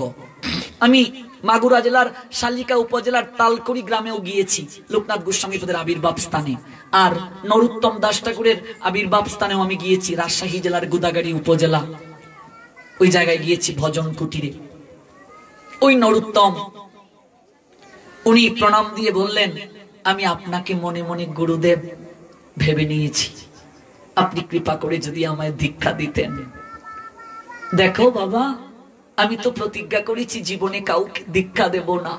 দীক্ষা দেওয়া মানে শিষ্য করা, মানে শিষ্যর দায়িত্বটাকে গ্রহণ করা, শিষ্যের সমস্ত দায়িত্ব গ্রহণ করা। দায়িত্ব গ্রহণ যে করব, দায়িত্ব ঠিক মতো পালন করতে পারবো তো আমি দীক্ষা দেব না। কিন্তু আমি যে আপনাকেই মনে মনে গুরুদেব ভেবে নিয়েছি, আমি আপনার কাছ থেকে দীক্ষা না নিয়ে যাব না। গুরুদেব প্রতিজ্ঞা করলেন দীক্ষা দেবেন না, আর শিষ্য গুরুদেবের চিত্রপট স্পর্শ করে প্রতিজ্ঞা করলো, গুরুদেবকে স্পর্শ করে প্রতিজ্ঞা করলো, আমি আপনার কাছ থেকেই দীক্ষা নেব। এবার কে হারে কে জিতে দেখো, গুরুদেব জিতবে না শিষ্য জিতবে। দেখো সেবায়, সেবা কি জিনিস, সেবা কি জিনিস দেখো, সেবাই হচ্ছে মুখ্য। নরোত্তম জমিদারের ছেলে, মা একমাত্র ছেলে জমিদারের, নিত্য রাজভোগ খেত, সোনার পালঙ্কে ঘুমাতো। চলে গেলেন সংসার ছেড়ে কৃষ্ণ প্রেম লাভের জন্য। আর বৃন্দাবনে শয়নের জন্য কি জানো, তাল পাতা বিছানো, বালিশ নেই গো। বালুকে একটু বালিশের মতো করে, কিছু বালিকে একটু এরকম উঁচু করে তার মাঝে শয়ন করেন আর কাঁদেন, গুরুদেব আমি যে মনে মনে সংকল্প করেছি আপনাকেই গুরু রূপে গ্রহণ করব, আমার জীবনে কি সেই ইচ্ছে কখনো পূরণ হবে? আমি কি আপনার শিষ্য হতে পারবো? জমিদারের ছেলে, গুরুদেবের কখন কি প্রয়োজন, এক পায়ে তিনি দাঁড়িয়ে থাকেন, কখন কি প্রয়োজন জল আনেন, এনে গুরুদেবকে স্নানের জন্য দেন, যখন যা প্রয়োজন একেবারে নিত্য কিঙ্কর হয়ে দাঁড়িয়ে থাকেন। শুধু তাই নয়, গুরুদেব যে জায়গায় বাহ্যক্রিয়ায় যান, মলমূত্র ত্যাগ করেন, নিজের হাতে গুরুদেব ঘুম থেকে উঠার আগে সেই মলমূত্র পরিষ্কার করে সব ঠিক করে রাখেন। লোকনাথ গোস্বামী পাদ ভাবছেন, এহেন কার্যটা কে করে? মলমূত্র নিজে পরিষ্কার থাকে, এত সুন্দর কে করে? একদিন এটা দেখা তো দরকার। রাত্রিবেলা তিনি জেগে রইলেন। ভোরের আগেই তো মধ্যরাত্রিতে নরোত্তম এই কার্য করে। জমিদারের ছেলে দেখো, যাকে সেবা করার জন্য দাস দাসী এক পায়ে দাঁড়িয়ে থাকতো, আজকে কৃষ্ণ প্রেম লাভের জন্য তিনি গিয়ে নিজের হাতে বৃন্দাবনে না খাওয়া না ঘুম তিনি দাঁড়িয়ে থাকেন, নিজের হাতে মলমূত্র পরিষ্কার করেন। দেখলেন ঝাড়ু মাথায় নিয়ে নিজের হাতে পরিষ্কার করে স্নানে যাচ্ছেন। কে? গুরুদেব, আমি নরু। তাহলে তুমি এই কার্য করো। গুরুদেব, অপরাধ নেবেন না, আমি এই কার্যটা করি। গুরুদেব ঘরে গিয়ে বসলেন, নয়ন বেয়ে তার ঝরঝর করে জল পড়লো। এতটা ভালোবাসি আমায় নরু, এতটা ভালোবাসি, আর আমি তাকে বারবার ফিরিয়ে দেই। দেখো মন গলে গেছে। এতদিন সেবা করেছে, আরো তো কত সেবা করেছে, পাদ প্রক্ষালন থেকে মার্জন থেকে শুরু করে একেবারে মলমূত্র পরিষ্কার পর্যন্ত। মন গলে গেছে। আবার আমি তো প্রতিজ্ঞা করেছি দীক্ষা দেব না। হোক, আমার প্রতিজ্ঞা ভঙ্গ হোক, আমার পাপ হোক, কিন্তু আমি আর নরোত্তমের সেবা দেখে স্থির থাকতে পারছি না। এতটা ভালোবাসে আমায়। নরু বাবা, আয় স্নান করে আয়, আমি আজই তোকে দীক্ষা দেব বাবা, তোর যেন কৃষ্ণ লাভ হয় বাবা। আয় বাবা আয়, সঙ্গে রাধারানী যেন তোর হাতে সেবা গ্রহণ করতে পারে। আমার জীবনে আমি যত সাধনা করেছি বাবা, আমি একমাত্র শিষ্য তুই হবে, আমি আর কাউকে শিষ্য গ্রহণ করব না। আমার জীবনের সমস্ত সাধনা আমি তোকে দিয়ে যাব বাবা। আয় আয়, আমার কাছে আয়। দেখো সেবা কি, সেবার কারণে নরোত্তম গুরুদেবের সম্পূর্ণ আশীর্বাদ পেয়ে গেল। দীক্ষা দিলেন, যা বাবা এবার প্রাণ খুলে ভজন কর। এই নরোত্তম স্বয়ং রাধারানীকে পায়েস রান্না করে সেবা দিয়েছিলেন কেবল গুরুদেবের আশীর্বাদে। স্বয়ং শ্রীমতী রাধারানী ওই নরোত্তমের হাতে পায়েস খেয়েছিলেন। ভাবা যায় মা, ভাবা যায়। কৃপা দেখো কি, আশীর্বাদ কাকে বলে, সেবার কতটা কৃপা। এই নরোত্তমের জন্য আমার মহাপ্রভু জন্মের আগেই প্রেম ধন পদ্মায় সঞ্চয় করে রেখে গিয়েছিলেন, প্রেম রেখে গিয়েছিলেন নরোত্তমের জন্য।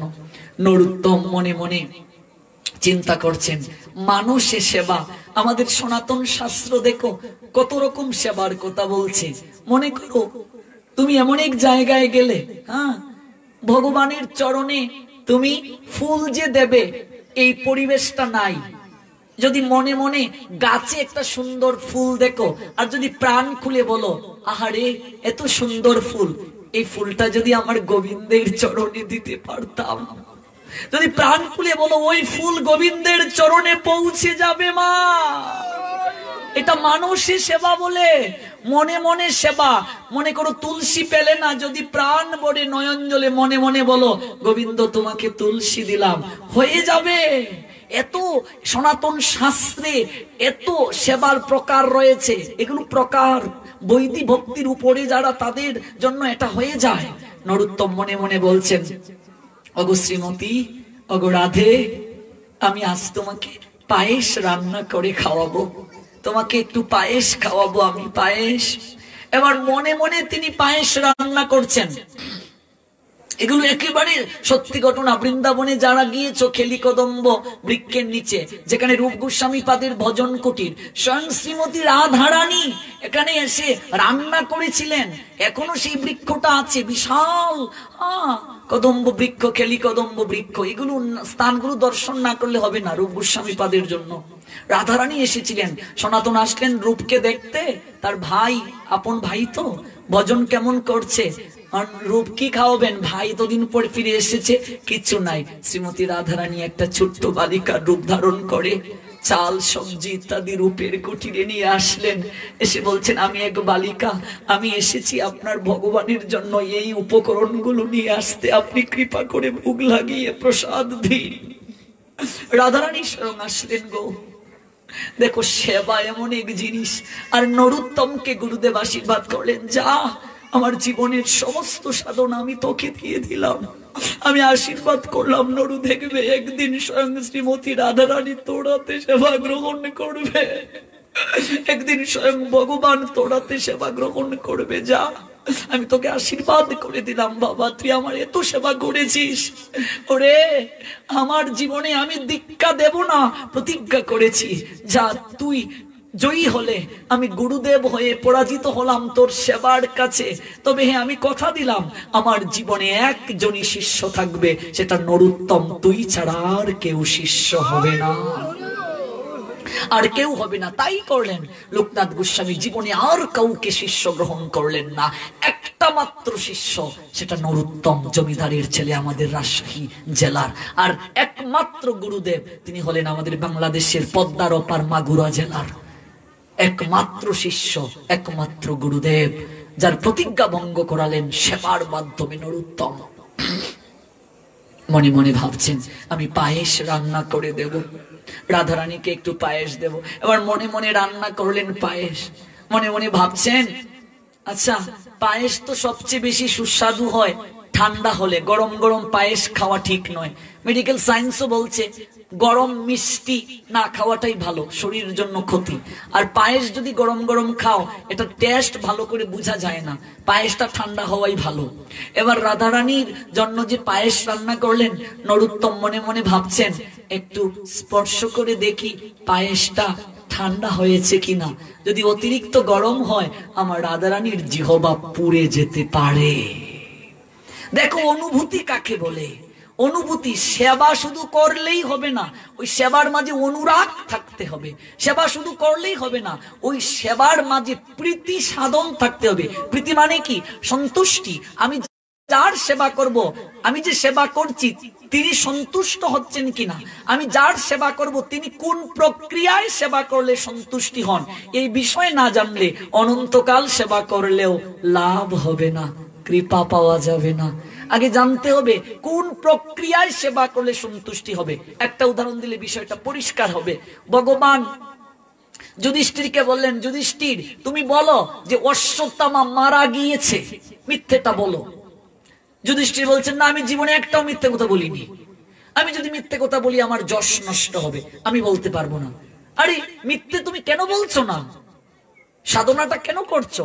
ভগবান প্রাপ্তির জন্যই তো বাবা, ভগবানের চরণের জন্যই তো। আর ভগবান যেখানে এসে বলছেন তুমি এটা বলো, তার মানে ভগবানের আদেশকে লঙ্ঘন করা হচ্ছে। মনে রাখবে, সত্যবাদীর ক্ষেত্রে যুধিষ্ঠির থেকে বসুদেব শ্রেষ্ঠ। বসুদেবও সত্যবাদী ছিলেন, মিথ্যে কথা বলেননি। কিন্তু ভগবান কৃষ্ণ আবির্ভূত হয়ে বসুদেবকে বললেন, শোনো, আমাকে তুমি নন্দের আলয়ে রেখে, ওই নন্দের আলয়ে যে কন্যা সন্তান জন্ম নিয়েছে তাকে তুমি নিয়ে আসবে, আর কংসের কাছে এসে বলবে অষ্টম গর্ভে একটা নারীর জন্ম হয়েছে। তাহলে বসুদেব তো বলতে পারতেন না আমি মিথ্যে কথা বলতে পারবো না, তিনি তো বলতে পারতেন। কিন্তু তিনি ভাবলেন না, ভগবান স্বয়ং চতুর্ভুজ রূপ ধরে তো আসলেন, চতুর্ভুজ রূপ দেখে ভয় পাও মুড়ে আমারে রাখি আইস নন্দের আলয়ে। সর্বনাশ, ভগবান আমার গর্ভে এসেছে, আর ভগবান যা বলেন তাই আমাকে পালন করা উচিত। ভগবান যদি মিথ্যে কথা বলতে বলেন তাহলে এই মিথ্যেটাই আমার মঙ্গলের জন্য, সমাজের মঙ্গলের জন্য। মিথ্যে কথা বলা মহাপাপ, কিন্তু সেই মিথ্যে কথা যদি ভগবানের সন্তুষ্টি বিধানের জন্য হয়, সমাজের মঙ্গলের জন্য হয়, কারো জীবন বাঁচানোর জন্য হয়, তাহলে সেই মিথ্যে কথা বলা পাপ না হয়ে মহাপুণ্য হয়ে যায়। এটাকে আপাদ ধর্ম বলা হয়। মহাভারতের শান্তি পর্ব বলছেন আমাদেরকে। কিন্তু যুধিষ্ঠির বললেন না, যুধিষ্ঠির থেকে বসুদেব সত্যবাদীর দিক থেকে শ্রেষ্ঠ, শ্রেষ্ঠ তিনি, শ্রেষ্ঠ। ভগবানের সন্তুষ্টি যদি না থাকে সেবার মাঝে, এই সেবা করার মানে কি?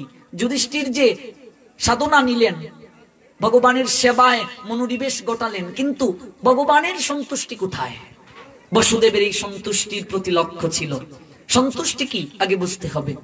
এই জন্য নরোত্তম ভাবলেন আমি যে পায়েসটা দেব রাধারানীকে, একটু স্পর্শ করে দেখি পায়েসটা ঠান্ডা হয়েছে কিনা, যদি গরম হয় রাধারানীর জিহ্বা পুড়ে যেতে পারে। যখন তিনি মনে মনে এই অঙ্গুলি দিয়ে স্পর্শ করলেন, স্পর্শ করেন পায়েসের মাঝে মনে মনে, সঙ্গে সঙ্গে তার ধ্যান ভঙ্গ হয়ে গেল। দেখলেন নরোত্তম চুপ করে, তার আঙ্গুলের মাঝে ফুসকা পড়ে গেছে, আঙ্গুলের মাঝে ফুসকা পড়ে গেছে। কতটুকু সাধনা দেখো, গুরুদেবের কৃপা পেলেন, কতটুকু কৃপা পেলেন দেখো। মনে মনে রান্না করলেন, পরখ করার জন্য পায়েসে যখন হাত দিলেন, সঙ্গে সঙ্গে আঙ্গুলের মাঝে ফুসকা পড়ে গেল। এতটা কৃপা করে দিলেন। আর এই কৃপা নরোত্তম পেলেন কিভাবে? সেবার মাধ্যমে। সেবা ছাড়া কখনো কৃপা লাভ হয় না। তদ্বিদ্ধি প্রণিপাতেন পরিপ্রশ্নেন সেবয়া।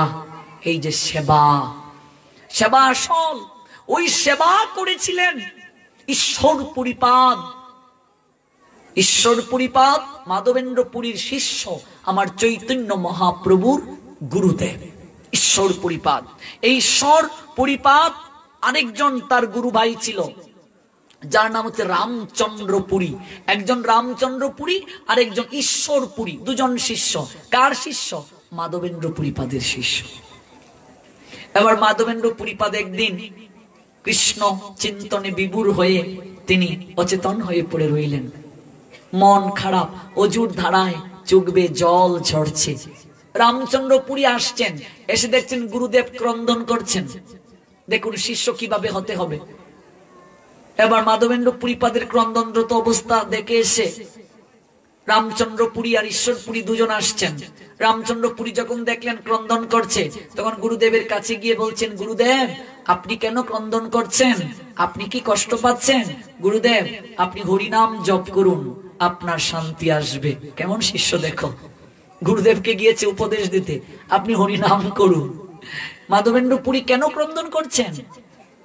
কৃষ্ণ বিরহে এতদিন হয়ে গেল বৃন্দাবনে, কৃষ্ণের দর্শন হলো না। রামচন্দ্র পুরী সেই গুরুদেবের ভাব বুঝতে না পেরে অপরাধ করে ফেললেন, বললেন যা দূর হ, তোর মুখ আমি দেখতে চাই না। রামচন্দ্র পুরী গুরুদেবের চরণে অপরাধ করার কারণে তার সমস্ত স্ত্রী নষ্ট হয়ে গেল, ভক্তি নষ্ট হয়ে গেল, বৈরাগ্য নষ্ট হয়ে গেল। আর ঈশ্বর পুরীপাদ তিনি মাধবেন্দ্র পুরীপাদের সেবা করলেন, নিজের হাতে সেবা করলেন। ওই সেবার কারণে ঈশ্বর পুরীপাদকে মাধবেন্দ্র পুরী এমন আশীর্বাদ দিলেন, এমন আশীর্বাদ দিলেন যে আশীর্বাদের কারণে জগতের যিনি পারের কান্ডারি ভগবান, সেই ভগবান লীলার ক্ষেত্রে ঈশ্বর পুরীপাদকে গুরু রূপে গ্রহণ করলেন। কার আশীর্বাদে? মাধবেন্দ্র পুরীর আশীর্বাদে। চারটিখানি কথা। হ্যাঁ, ভগবান তিনিও তো গুরুকরণ করেছেন জগৎকে শিক্ষা দেওয়ার জন্য। অন্য কেউ গ্রহণ না করে ঈশ্বরপুরীকে কেন গ্রহণ করলেন? আমার মহাপ্রভু গুরু রূপে ঈশ্বরপুরী কতটা গুরু ভক্তি করেছিল একবার জীবনী পড়ে দেখো। মাধবেন্দ্র পুরীর কি সেবা তিনি করেছিলেন। নিজের হাতে মল মূত্র পরিষ্কার করেছিলেন, নিজের হাতে খাইয়ে দিয়েছিলেন। এত সেবা, এই সেবায় মাধবেন্দ্র পুরী স্বয়ং ঈশ্বরপুরীপাদকে আশীর্বাদ দিতে বাধ্য হয়েছিলেন।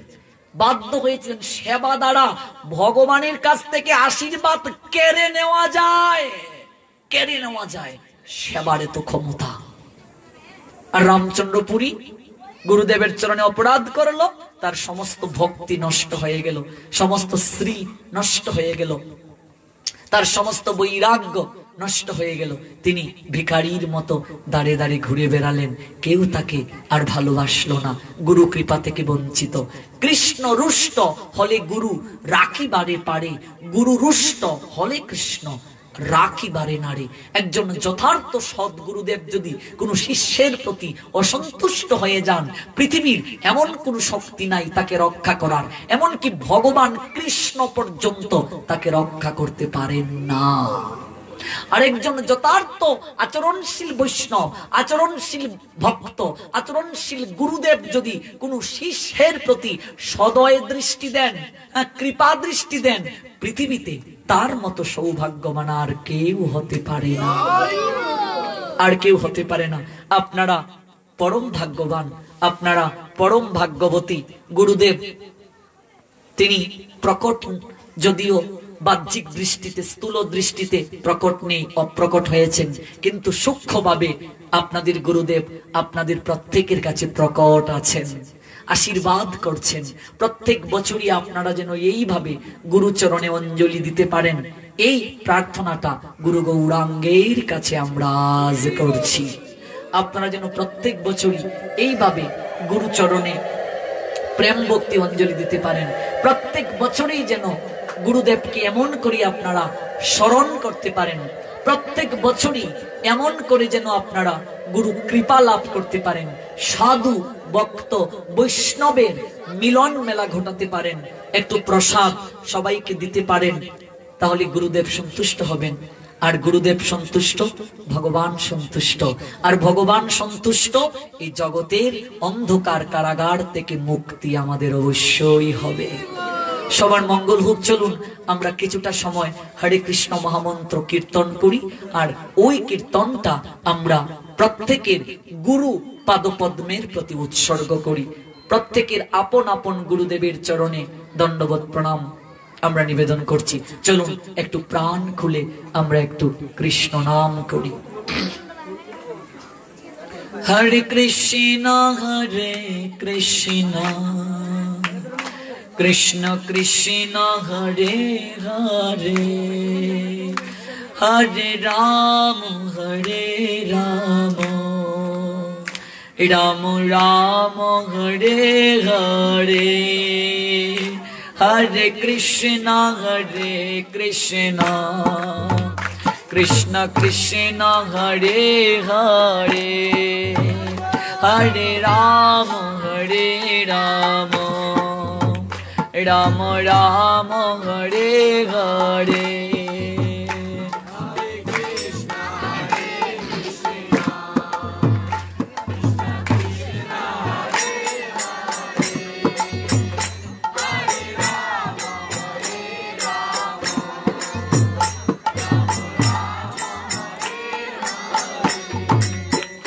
हरे कृष्ण कृष्ण कृष्ण हरे हरे, हरे राम राम राम हरे हरे। हरे कृष्ण कृष्ण कृष्ण हरे हरे, हरे राम राम राम हरे हरे। हरे कृष्ण कृष्ण कृष्ण हरे हरे, हरे राम राम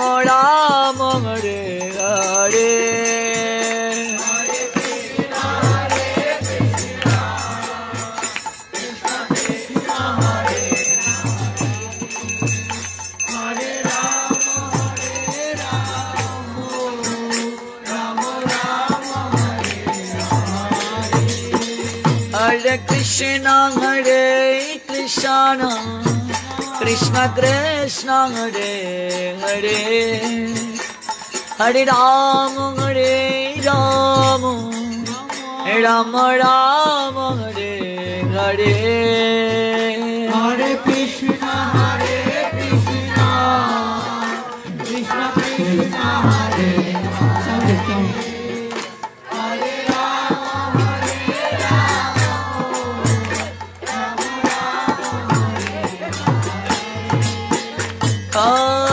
कृष्ण हरे कृष्ण कृष्ण कृष्ण हरे हरे, हरे राम राम राम हरे हरे। हरे कृष्ण कृष्ण कृष्ण हरे हरे, हरे राम राम राम हरे हरे। हरे कृष्ण कृष्ण कृष्ण हरे हरे, हरे राम राम राम हरे हरे। हरे कृष्ण कृष्ण कृष्ण हरे हरे, हरे राम राम राम हरे हरे। हरे कृष्ण कृष्ण कृष्ण हरे हरे, हरे राम राम राम हरे हरे। हरे कृष्ण कृष्ण हरे हरे, हरे राम राम राम हरे। हरे Krishna Hare Krishna Krishna Krishna Hare Hare Hare Rama Hare Rama Rama Rama Hare Hare Hare Krishna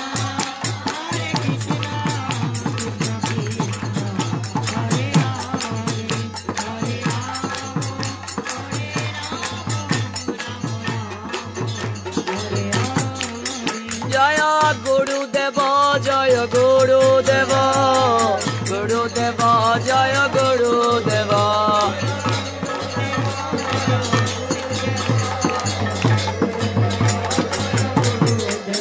Jaya Gurudeva Jaya Gurudeva Gurudeva Jaya Gurudeva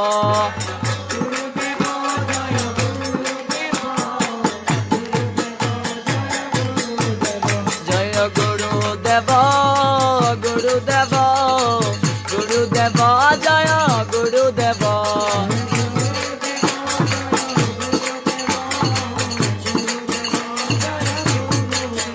Nitya Gaura Hari Bol Hari Bol Hari Bol Hari Bol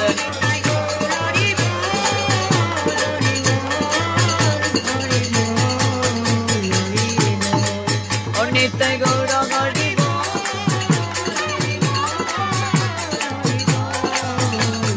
Nitya Nitya Nitya Nitya Nitya Nitya Nitya Nitya Gaur Nitya Gaura Hari Bol Hari Bol Hari Bol Hari Bol